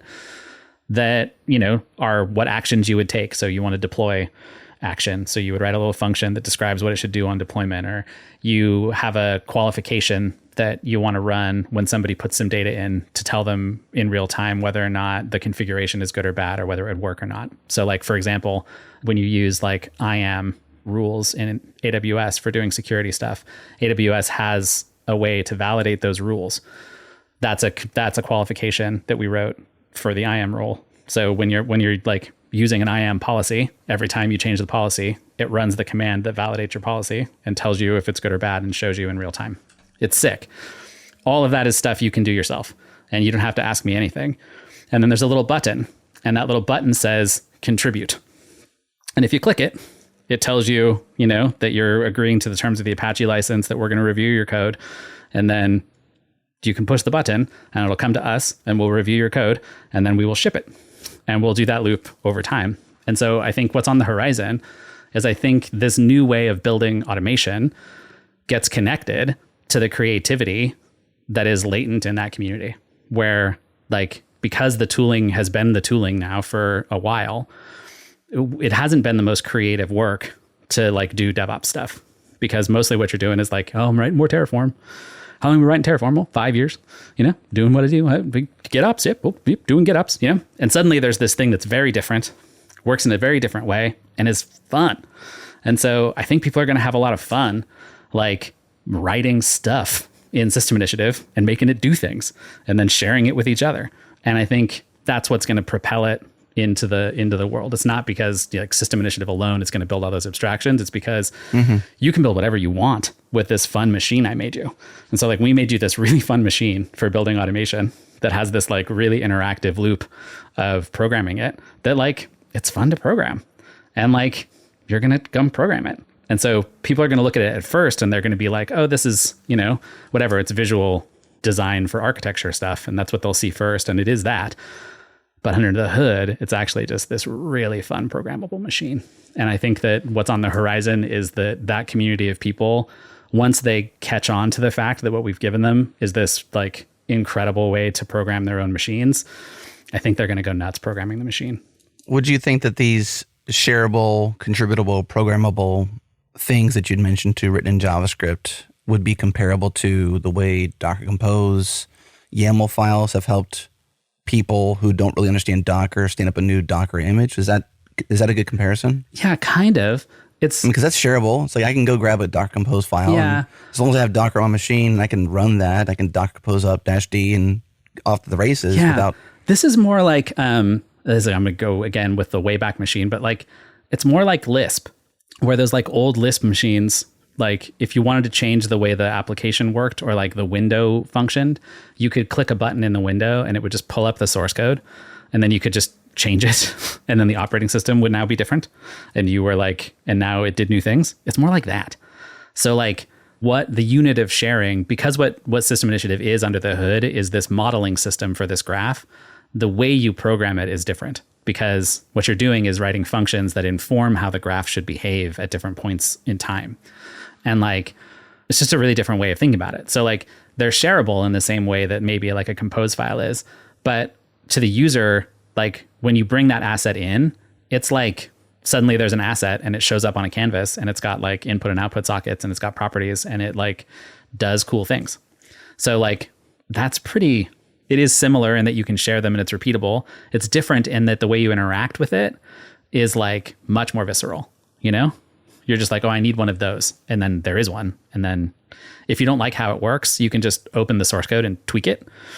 And then you could contribute that back in a single seamless loop, like not by forking a repository, literally by just examining the code for the thing you already have.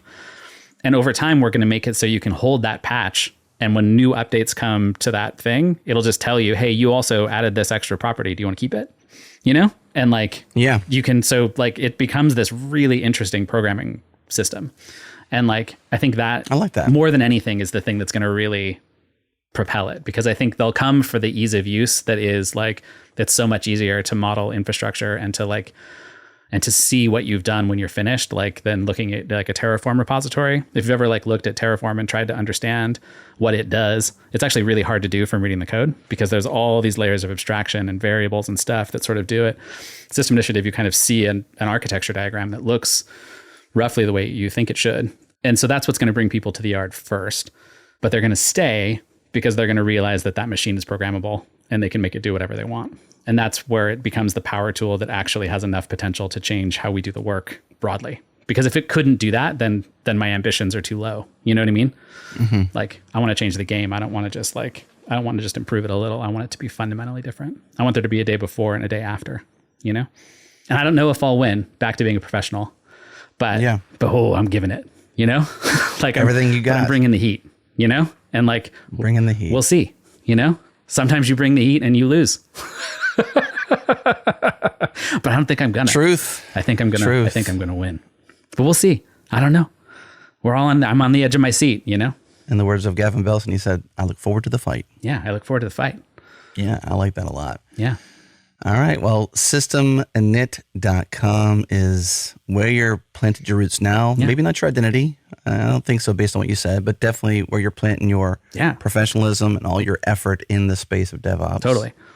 And yeah, if you want to, you can send me an email. I'm adam@systeminit.com. It's pretty easy to guess. So like, if you want to try it out on the SaaS platform, like, and you got to the end of this incredible podcast, like, you deserve it. Like, feel free. This is your prize. Yeah, Adam's giving away slide all in access to the DMs. Yeah. And the private beta. Yeah. Or AdamHJK on Twitter or X, if that's still a thing you use. But like, you know, you can totally just come and I will hook you up. Just tell me about the changelog. Very cool. All right, Adam. Thank you so much, man. It's been fun. Thank you, Adam. So fun.